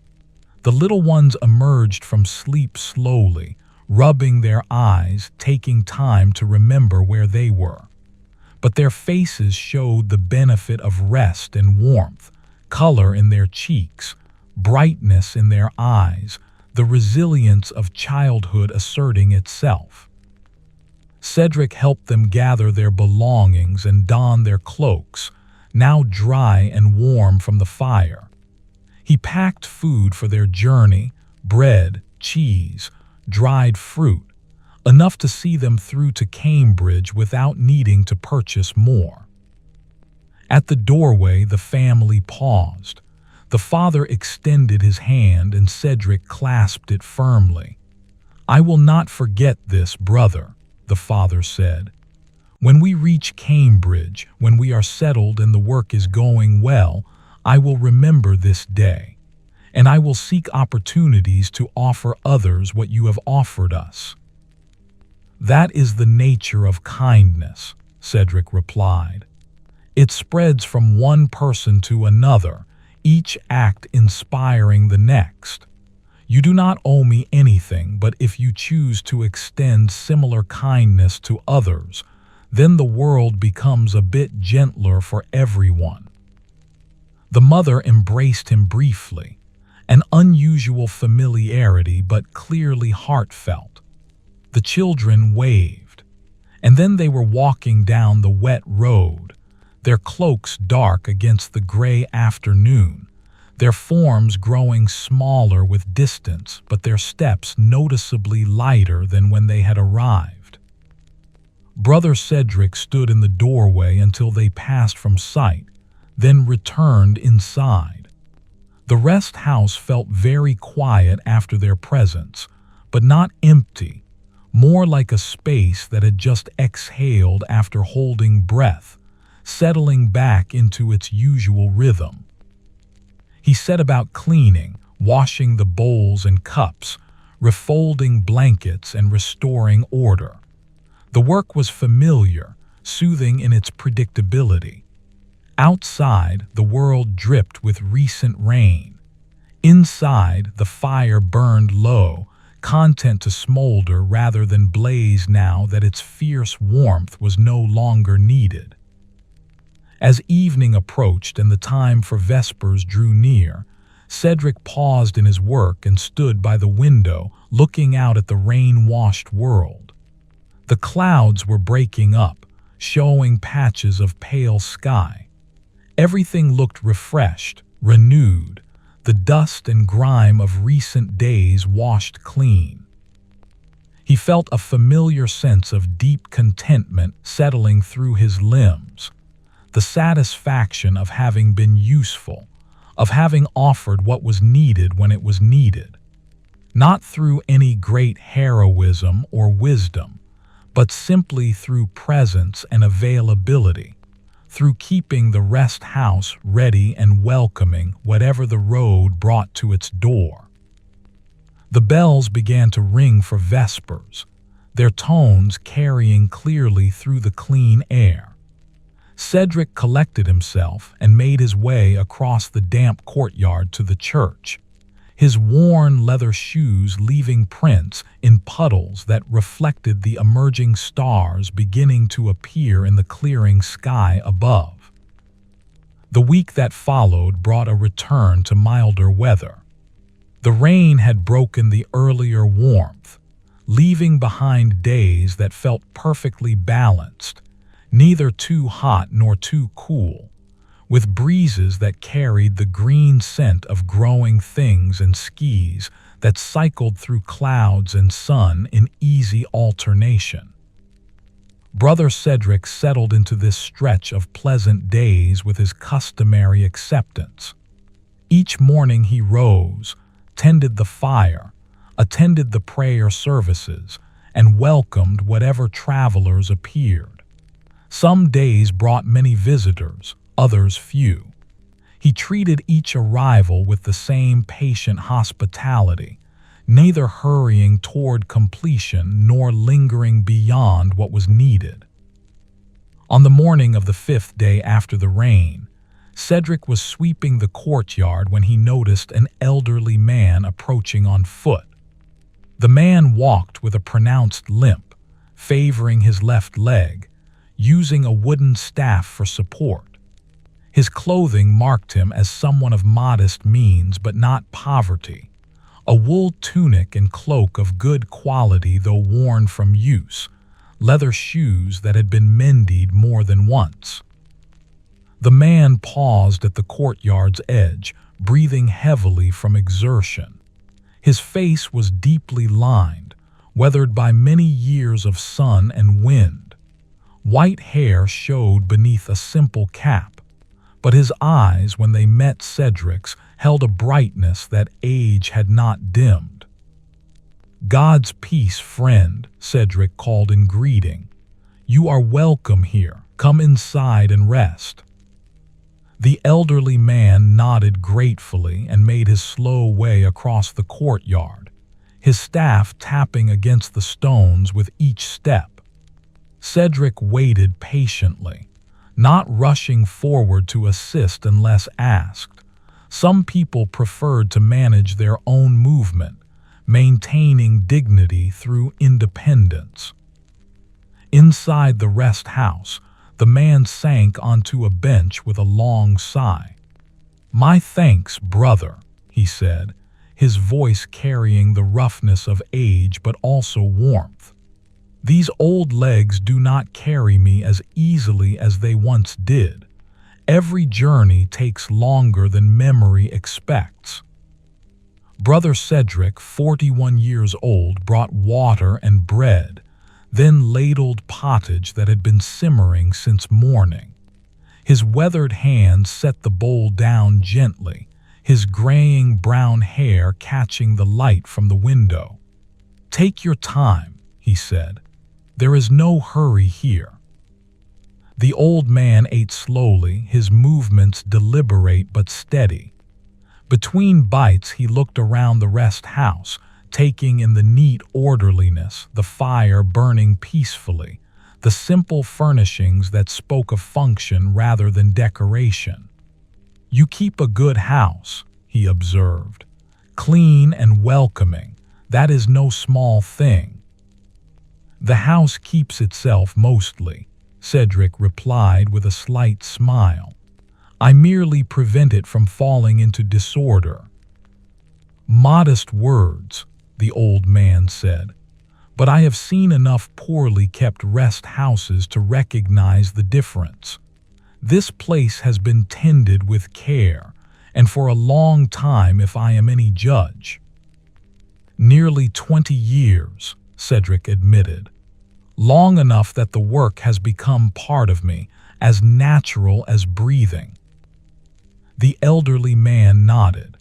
"That is how it should be with work, so integrated into one's being that it feels less like labor and more like simply being oneself."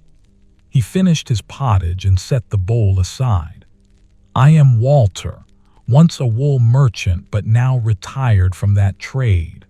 I travel these roads from time to time, visiting old customers who have become friends, seeing how the world changes."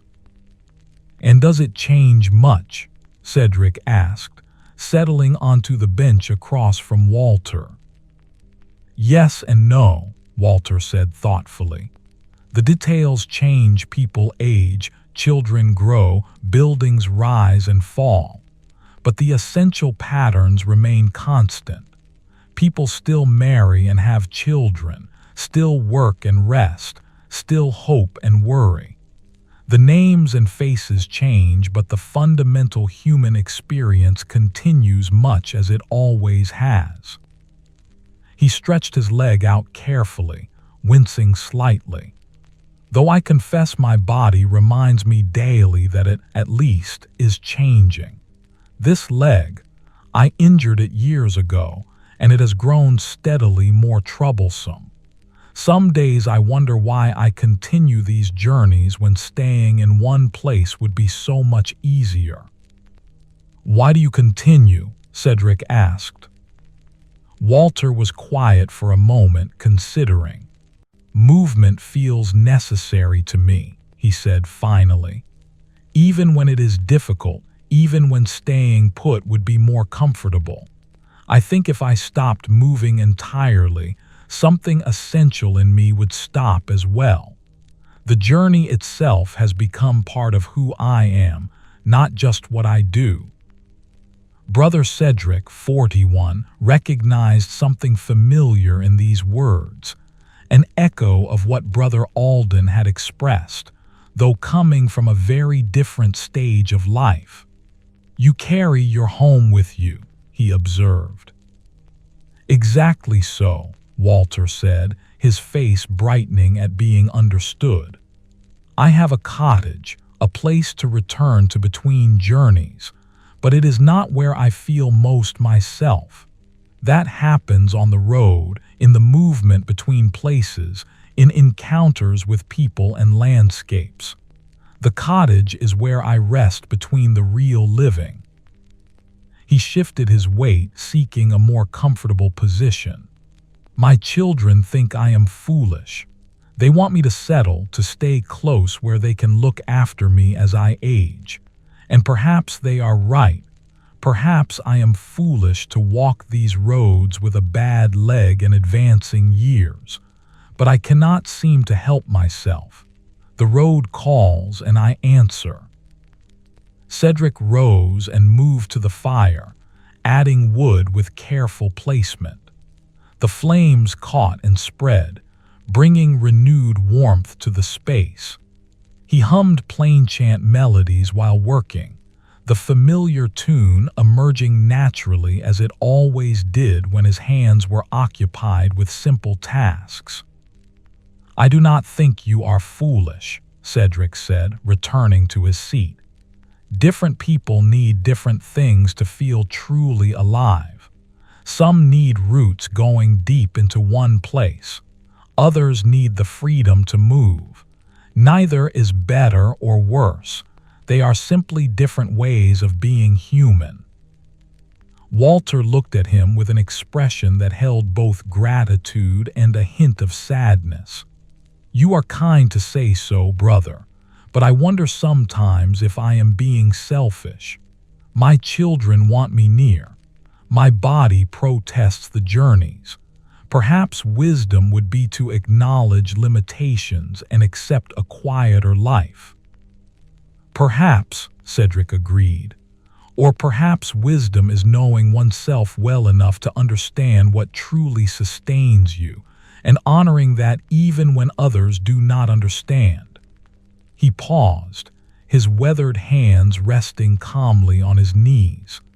"How old are you, Walter, if I may ask?" 71 years, Walter replied. "Old enough to have buried a wife, raised 5 children, built and sold a successful business, and seen the world change in ways I could not have imagined in youth." 71 years, Cedric repeated softly. "That is considerable time, and in all those years you have learned what brings you life and what drains it. That knowledge seems worth honoring, even if it confuses those who love you." Walter's eyes glistened slightly. "You have a gift for saying what someone needs to hear, brother. Not what they want to hear necessarily, but what they need. I suspect many travelers leave this place feeling lighter than when they arrived." "I merely reflect back what is already present," Cedric said. "You knew your truth before you arrived here. Sometimes we just need someone to acknowledge it, to give us permission to believe our own experience." They sat in comfortable silence for a time. The fire crackled steadily. Outside, birds sang their afternoon songs, complex melodies that wove through the air like invisible threads. The rest house held them both gently, asking nothing, simply providing space for rest and honest conversation. "Tell me about your journeys," Cedric said eventually. "You said you visit old customers. Do they still buy wool from you even though you are retired?" Walter laughed, a dry, crackling sound that held genuine amusement. No. My business was sold years ago when my knees first began to trouble me. I cannot manage the trading anymore, the negotiations and deliveries. But the people I once sold to, many of them became more than customers over the years. We shared meals, discussed our families, celebrated births and mourned deaths. Those connections outlasted the business transactions." He settled more comfortably on the bench, warming to his subject.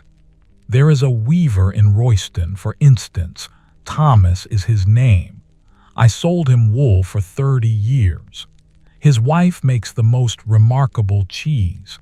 Every time I visit, she insists I stay for supper, and we talk until late about everything and nothing. Their children call me uncle, though we share no blood." His face softened with memory. "Or Agnes in Buntingford. She runs an inn there now, though when I first knew her she was just helping her father. She must be near 50 now, with grandchildren of her own. But she still remembers the wool merchant who brought her honey sweets when she was a girl and lets me stay free of charge when I pass through. These connections are the real wealth you accumulated," Cedric observed. "They are," Walter agreed. I have enough coins to live comfortably, but these relationships, they cannot be bought or sold. They simply exist because time and attention were given over many years. And now, in my old age, they give my continued movement meaning. I am not just wandering aimlessly. I am maintaining connections that matter to me and, I hope, to the others involved. Brother Cedric, 41 years old, felt a deep recognition of what Walter described. His own work differed in that travelers came to him rather than him seeking them out. But the fundamental truth remained the same. Connection mattered. Relationships sustained. Presence and attention created bonds that transcended utility. Your children may not understand, Cedric said, but they benefit nonetheless. They have a father who remains engaged with life rather than withdrawn from it, who continues to seek meaning and connection rather than simply waiting for death. That is a kind of gift, even if they cannot recognize it as such. Walter's shoulders straightened slightly. I had not thought of it that way, he admitted. I have felt guilty, as if my traveling was a rejection of them or their care. But perhaps you are right. Perhaps staying active and engaged, even in ways they find puzzling, demonstrates something valuable about how to live fully until the very end. I believe it does, Cedric said. He rose and moved to the window, looking out at the afternoon light playing across the courtyard.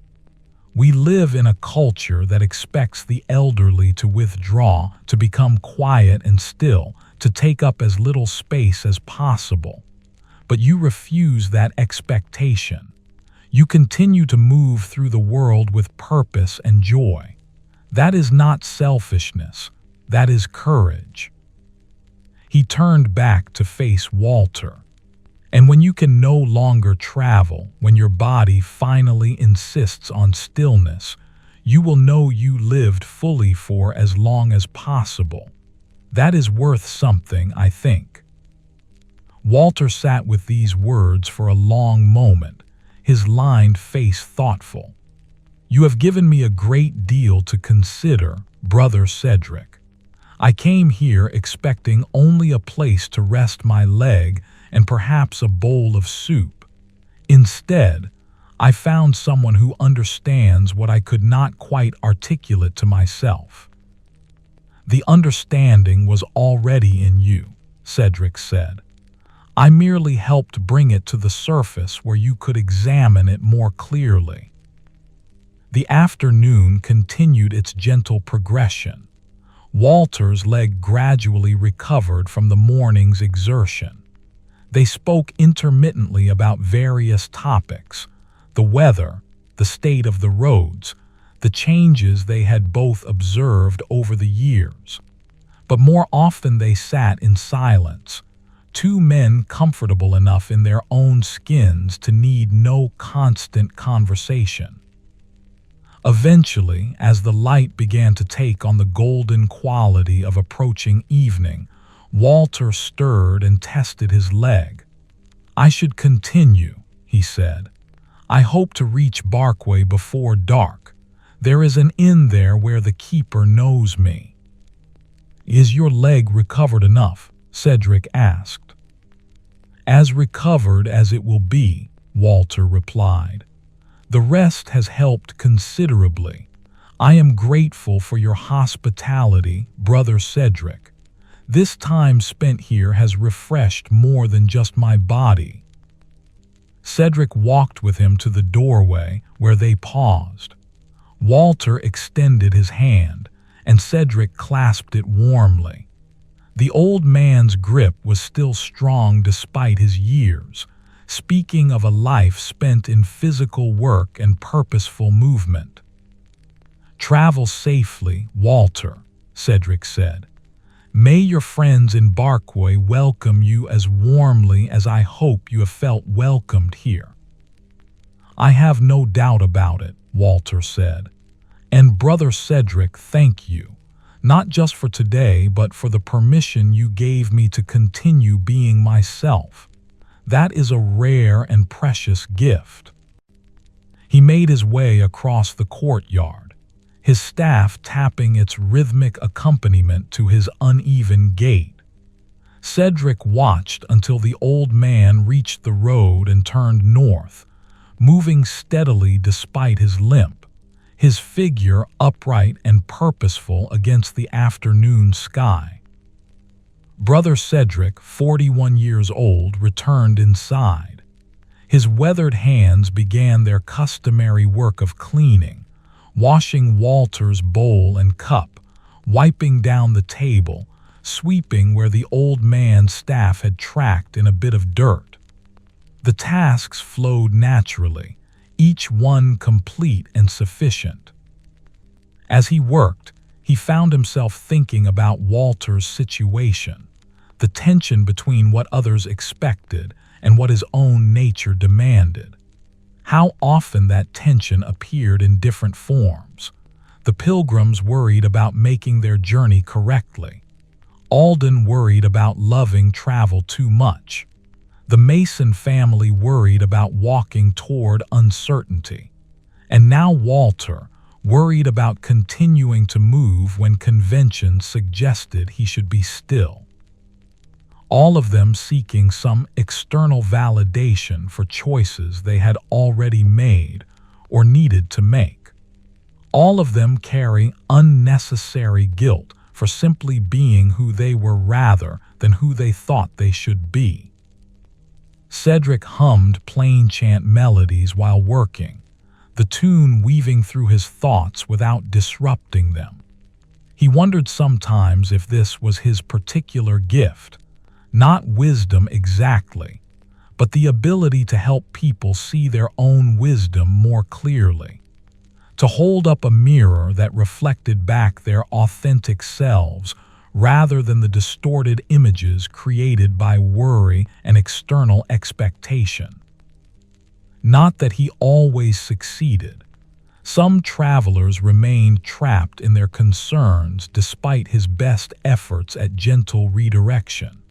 Some needed more time or different words than he could provide in a brief encounter. But enough people left the rest house looking lighter, walking straighter, that he believed the work mattered. The evening bells began to ring, calling the brothers to vespers. Cedric set aside his broom and made his way to the church, joining the familiar flow of dark-robed figures converging on the building.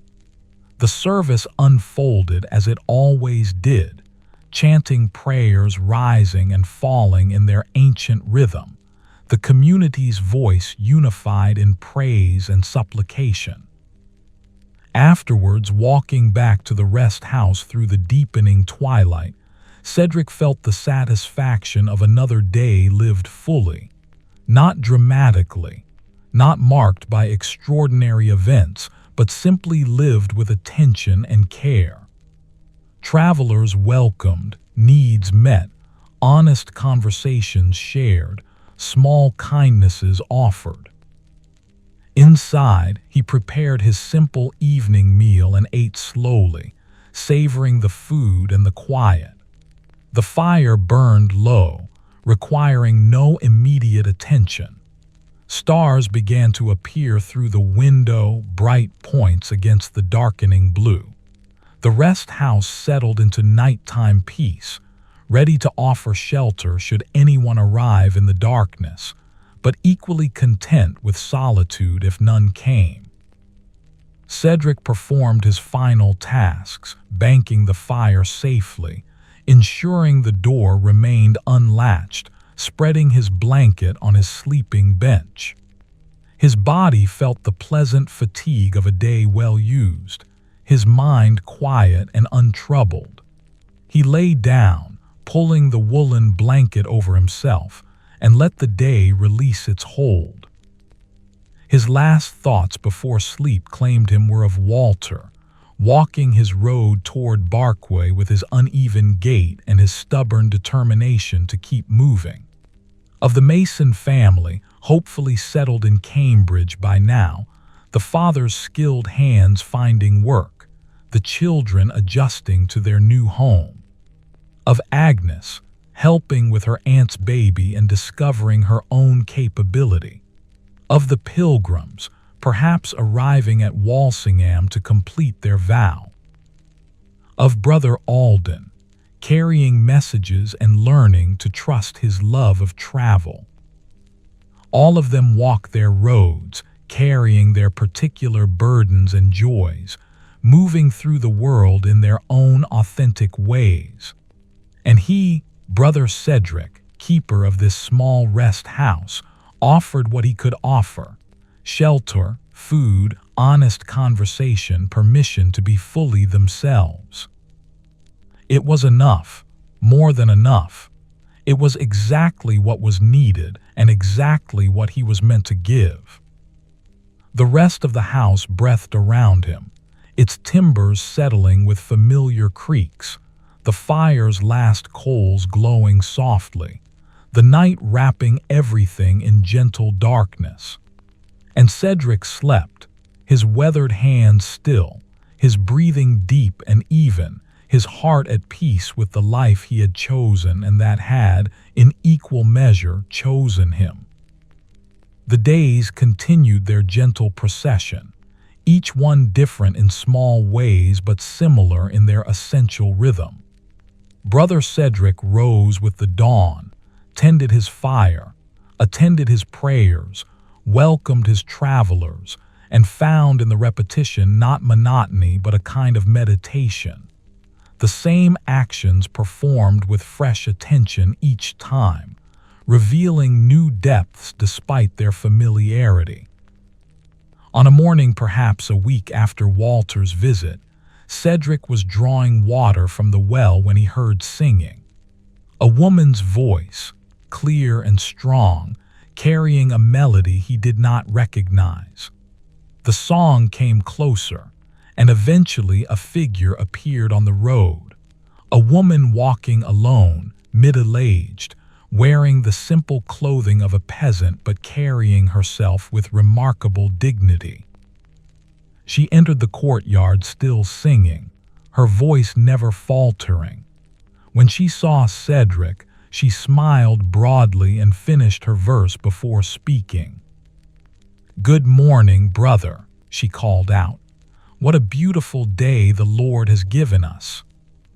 "It is indeed," Cedric agreed, struck by her evident joy.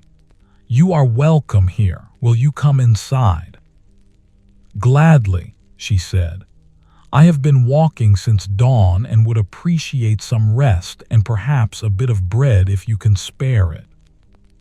Inside, Cedric provided his customary hospitality: water, bread, pottage. The woman ate with evident appreciation but without the desperate hunger of someone truly in need. She seemed well-fed and healthy, her face showing contentment rather than hardship. "I am Brother Cedric," he said, settling across from her. "May I know your name?" "Beatrice," she replied. "I am a laundress from Stevenage. I walk to Cambridge every few months to visit my sister and her family. The journey takes 2 days, so I break it here at Ashwell when I can." "You seemed very happy on the road," Cedric observed, "singing as you walk." Beatrice's smile widened. "I am happy, brother. I love walking, being outdoors, and the rhythm of my feet on the road. And singing makes the miles pass more pleasantly. Why walk in silence when you can walk in song?"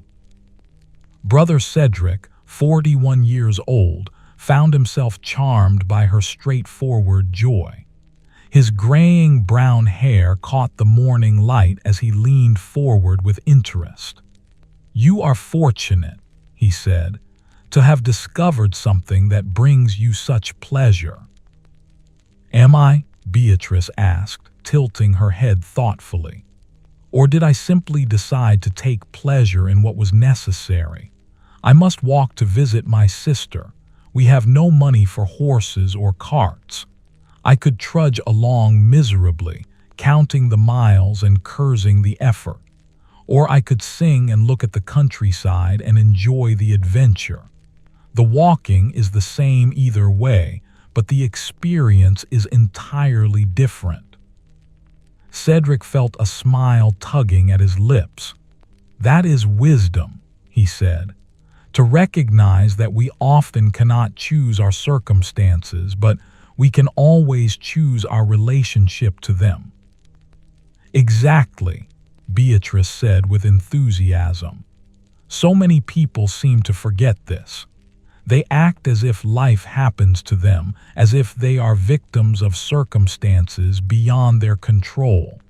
And yes, sometimes terrible things occur that truly are beyond our control. But most of the time, most of life is simply what we make of it.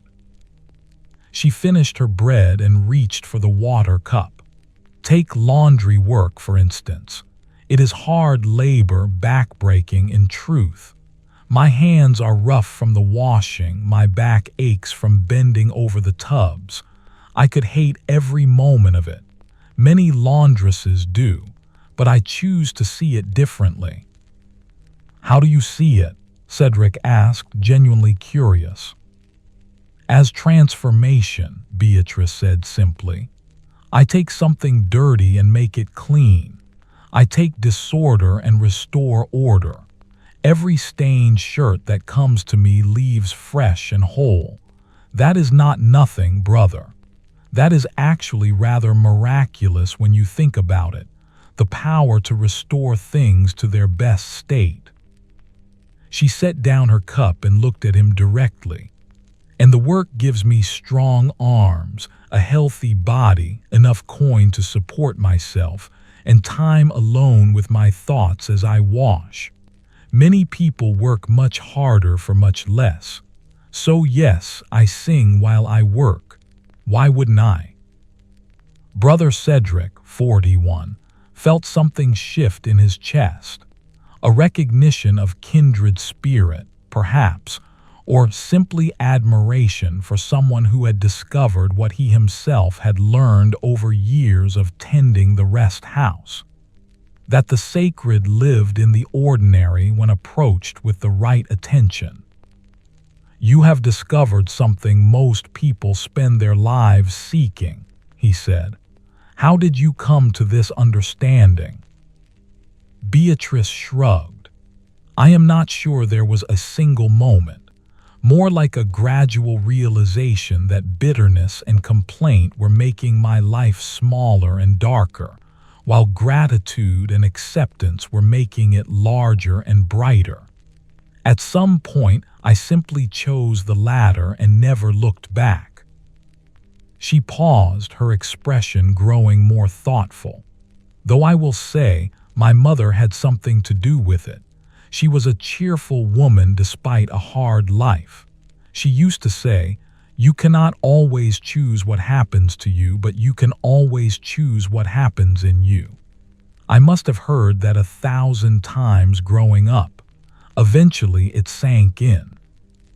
Your mother sounds wise, Cedric said. She was, Beatrice agreed, her voice softening with memory. She died 5 years ago, still cheerful to the end. Even in pain, even knowing death was close, she found things to appreciate. The sunlight through the window, the taste of broth, the sound of her grandchildren playing outside. She taught me that joy is not something you wait for circumstances to provide. It is something you cultivate regardless of circumstances. They sat in silence for a moment, honoring the memory of a woman neither of them would meet again in this life, but whose wisdom continued to ripple outward through her daughter's living example. I think she would be pleased to know her teaching lives on in you, Cedric said finally, and spreads further through you to others, to your sister's family, to customers who hear you singing, to a rest house keeper who will remember this conversation long after you continue your journey. Beatrice's eyes glistened slightly. That is a lovely thought, brother. Thank you for it. She rose and gathered her small bundle of belongings. I should continue. The day is still young and I want to reach Cambridge before dark, but I am grateful for this rest and for our conversation. You have a peaceful presence about you. It is a gift. Travel safely, Beatrice, Cedric said, walking with her to the door. May your singing carry you gently to your sister's home. And may your rest house continue to offer shelter to weary travelers, she replied. The world needs more places like this, more spaces where people can pause and be reminded of their own goodness. She stepped out into the bright morning, took a deep breath of the fresh air, and began walking. Within moments, her voice rose in song again, the melody drifting back to where Cedric stood watching. He remained in the doorway until the sound faded with distance, carrying with it some quality of lightness and joy that seemed to make the very air more buoyant. Brother Cedric returned inside, his weathered hands taking up the task of cleaning Beatrice's bowl and cup. As he worked, he found himself humming, not his usual plain chant melodies, but the tune Beatrice had been singing, picked up unconsciously from her performance. The melody was simple and catchy, easy to remember, and it seemed to carry some of her joy within its notes. He realized he was smiling as he worked, and the realization made him smile more broadly. Beatrice's visit had been brief, perhaps half an hour total, but it had left him feeling refreshed in a way that had nothing to do with physical rest. Sometimes, he reflected, we need reminders that the approach we have chosen is valid, that others walk similar paths of finding meaning in the ordinary. The rest of the morning passed peacefully. Cedric attended terse, performed various small maintenance tasks around the rest house, and prepared fresh pottage for the midday meal. No other travelers arrived, leaving him free to work at his own pace, unhurried and content. By afternoon, he found himself at the window, looking out at the road and the fields beyond.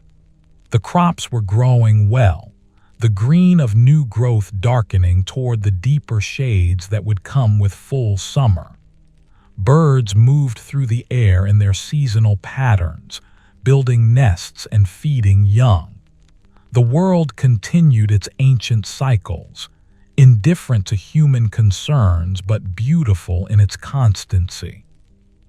Cedric felt a wave of gratitude wash through him, not for anything specific, but simply for being alive in this moment, in this place, doing this work, for having 20 years of accumulated experience in tending this small space, for the privilege of meeting people like Beatrice and Walter and Agnes and all the others who passed through, each one carrying their own story, their own struggles and joys. This life he had chosen, or that had chosen him, he was never quite sure which, might seem small to outside observers. He would never be remembered in history. His name would fade quickly after his death. The work he did left no monuments, no lasting structures, no great accomplishments that future generations would marvel at. And yet it felt sufficient. More than sufficient, it felt exactly right, exactly what he was meant to do.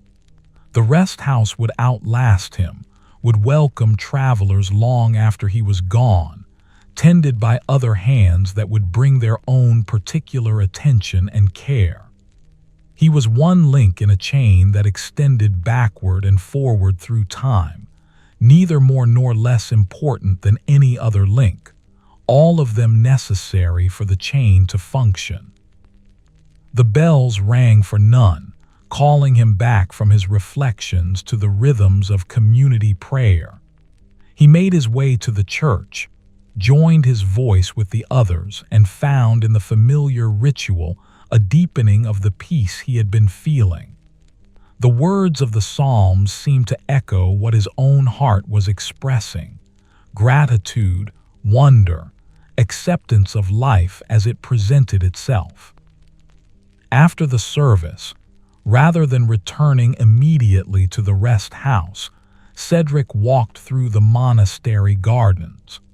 Brother Thomas was there again, tending the vegetables with his usual patient attention. They exchanged greetings and a few words about the growing season before Cedric continued his walk. The afternoon was warm but not oppressively so, with a breeze that kept the air comfortable. Cedric found himself, almost without conscious decision, walking beyond the monastery grounds to where a small stream ran through a copse of trees. This was not a place he visited often. His duties kept him close to the rest house most days, but occasionally he felt drawn to it. He sat on a fallen log near the stream's edge, listening to the water's quiet burbling over stones. Sunlight filtered through the leaves overhead, creating shifting patterns of light and shadow. The stream itself was clear enough that he could see the bottom and could watch small fish darting through the shallows. Brother Cedric, 41 years old, sat very still, his weathered hands resting on his knees, his graying brown hair stirring slightly in the breeze. He let his mind empty of thoughts, becoming simply present to the sounds and sights and sensations of this place. The stream's voice, the leaves rustling, the warm sun on his face, the solid log beneath him, all of it present and real and somehow deeply meaningful without needing to mean anything specific. This, he realized, was what he tried to offer travelers when they came to the rest house. Not answers exactly, but presence. Space to simply be without judgment or requirement. Permission to rest in their own authentic experience rather than constantly measuring themselves against some external standard. And perhaps this was what the stream offered him now. The same gift he tried to give others. A place to simply exist without need to justify or explain or perform. Just the stream and the trees and the afternoon light and Brother Cedric sitting quietly within it all. Another element of the landscape, no more or less significant than the water or the stones or the fish. Time passed, how much? He couldn't say and didn't care to measure. Eventually, when the light began to shift toward the golden quality of approaching evening, he rose and made his way back to the monastery grounds. The rest house waited, as it always waited, ready to offer shelter should anyone need it. Inside, he prepared his evening meal and ate slowly, savoring both the food and the quiet. The day had been good, not filled with dramatic encounters or profound revelations, just good in the way days are good when lived with attention and care. Beatrice's visit had brought joy. The afternoon by the stream had brought peace. The work had been completed. The hours had passed in their appointed rhythm. As twilight deepened into night, Cedric performed his final tasks and lay down on his sleeping bench. His body felt pleasantly tired, his mind quiet and untroubled. The rest house held its nighttime peace, and he rested within it, grateful for another day lived fully, grateful for the simple gift of being alive and present and useful in this small corner of the world. The days continued their gentle rhythm, carrying Brother Cedric through the familiar patterns he had come to know so deeply over his 20 years at the rest house. Each morning brought the same essential tasks performed with fresh attention: tending the fire, drawing water, preparing food, welcoming travelers who arrived bearing their particular burdens and joys. The season deepened into full summer. The crops in the surrounding fields grew tall and golden, approaching the harvest that would come with autumn. Wildflowers bloomed along the roadsides: yellow hawkbit and purple knapweed, white yarrow and pink mallow. The air grew thick with the drone of bees moving through this abundance, gathering what they needed for the winter stores still months away. Travelers came and went, each one adding their thread to the larger tapestry. A group of merchants traveling to a fair, their cart loaded with pottery that clinked musically with each bump in the road. A young couple newly married, walking to the bride's family home to receive their blessing. An itinerant scribe seeking work, his fingers perpetually stained with ink, his eyes tired from years of close attention to vellum and letters. Brother Cedric welcomed them all with his characteristic patient hospitality. He listened to their stories when they wished to tell them, offered quiet companionship when they preferred silence, provided food and rest and the simple gift of being seen and acknowledged. His weathered hands performed their customary tasks: ladling pottage, washing bowls, mending linens, sweeping floors. His graying brown hair caught the summer light as he moved through the rest house. 41 years of living carried with the grace of someone who had found his proper place in the world. One evening, after the last traveler had departed and the rest house had settled into its nighttime quiet, Cedric stood at the doorway looking out at the stars beginning to appear in the darkening sky.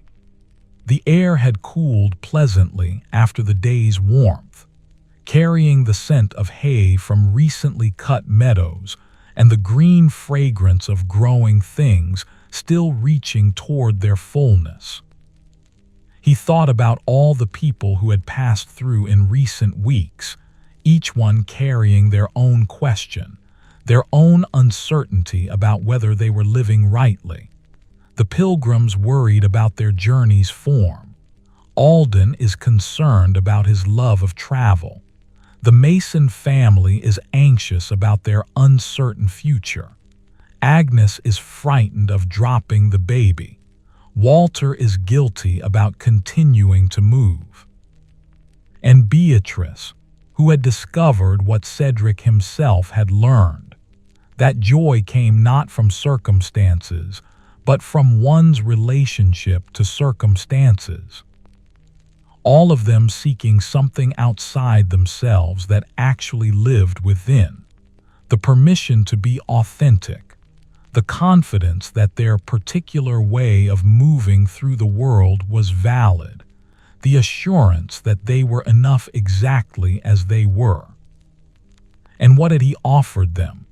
No answers, really, not solutions to their problems, just presence and reflection, a mirror held up so they could see their own wisdom more clearly, space to rest and be heard without judgment, simple acknowledgement that their struggles were real and their questions worthy of respect. It seemed like such a small thing, this tending of a rest house, this offering of bread and water and honest conversation. And yet, as he stood there watching the stars emerge one by one from the deepening blue, Cedric felt the rightness of it settling through him like a benediction. This was exactly what he was meant to do. This small space, these passing encounters, this daily round of humble tasks, they were not preparation for something greater or more important. They were the work itself, complete and sufficient. Brother Cedric, 41 years old, his weathered hands resting against the doorframe, his graying brown hair stirring in the evening breeze, allowed himself to fully feel the deep contentment that had been growing in him throughout the day, throughout the week, throughout the 20 years he had spent in this place. He had no great accomplishments to point to. His name would not be remembered. The travelers who passed through would forget him, though they might remember the rest house and the way it had made them feel, welcomed, seen, temporarily released from the weight of their worries. And that was enough, more than enough.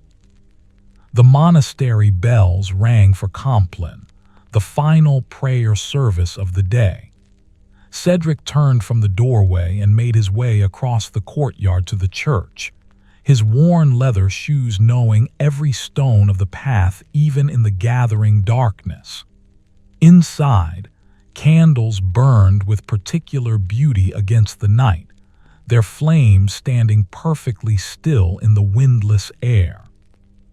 He joined his voice with the other brothers in the closing prayers of the day, the familiar Latin phrases rising in their ancient rhythm. The words spoke of protection through the night, of trust in divine care, of releasing the day's concerns into larger hands. Cedric let the meaning wash over him, finding in the ritual not just spiritual comfort, but confirmation of what his own experience had taught. That release and trust and letting go opened space for peace to enter. When Compline ended, the brothers departed in silence, each one moving toward his rest. Cedric returned to the rest house, where the fire still burned low, casting gentle light across the familiar space. Everything stood in its proper place, the jugs of water ready for tomorrow's travelers, the blankets folded and waiting, the floor swept clean, the pottage pot hanging ready to be filled again with morning's work. He moved through his final tasks with the unhurried grace that had become his natural rhythm, banking the fire so it would burn safely through the night, ensuring the door remained unlatched should anyone arrive in darkness seeking shelter. Spreading his woolen blanket on the sleeping bench where he had rested for 20 years, the wood wore smooth from his body's repeated presence. Cedric lay down, pulling the blanket over himself, feeling its familiar texture and weight.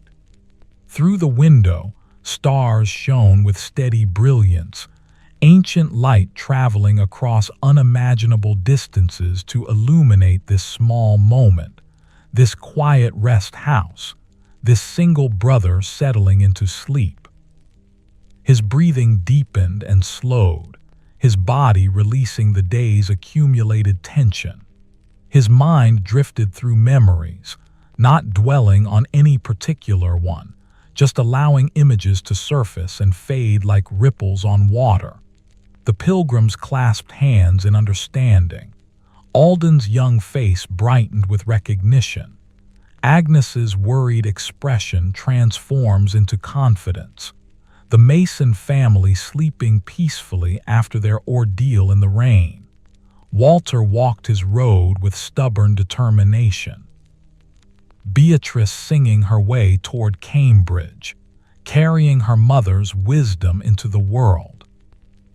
All of them threads in a larger pattern, all of them connected through this small rest house where their paths had briefly crossed his own. And he, Brother Cedric, keeper of this space, tender of this hearth, offered what he had been given to offer: hospitality without judgment, presence without requirement, reflection without distortion. The rest of the house breathed around him, its timbers settling with familiar sounds, the fire's coals glowing softly in their bed of ash, the night wrapping everything in gentle darkness. Outside, the summer world continued its slow progression toward harvest, toward autumn, toward the winter that would follow and the spring that would come after. Seasons cycling in their eternal rhythm, each one necessary, each one beautiful, each one giving way to the next without resistance or complaint.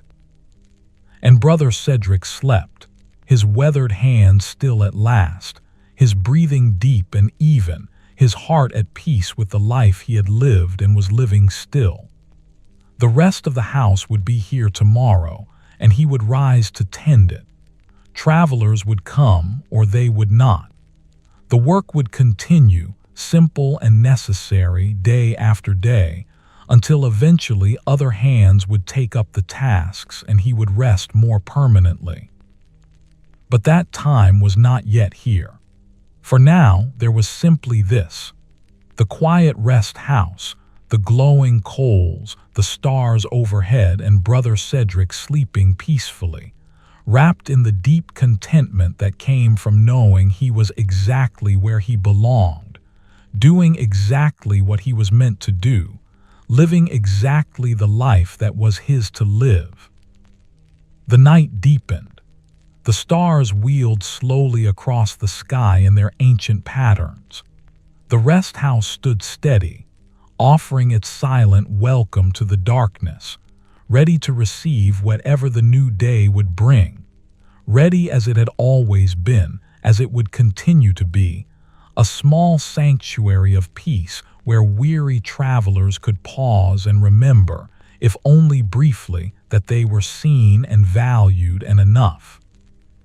And in the morning, Brother Cedric would wake, tend his fire, draw his water, and begin again, carrying forward the simple, sacred work of hospitality, one day at a time, one traveler at a time, one small kindness at a time, until all the days were complete and the work was finished, and the rest house passed into other hands to continue the endless, beautiful cycle of welcoming and releasing, holding and letting go, offering and receiving in the gentle rhythm that sustained all life. The rest of the house breathed, the fire glowed, the night held everything in its peaceful embrace, and Brother Cedric rested deeply and completely in the perfect sufficiency of this ordinary, extraordinary life.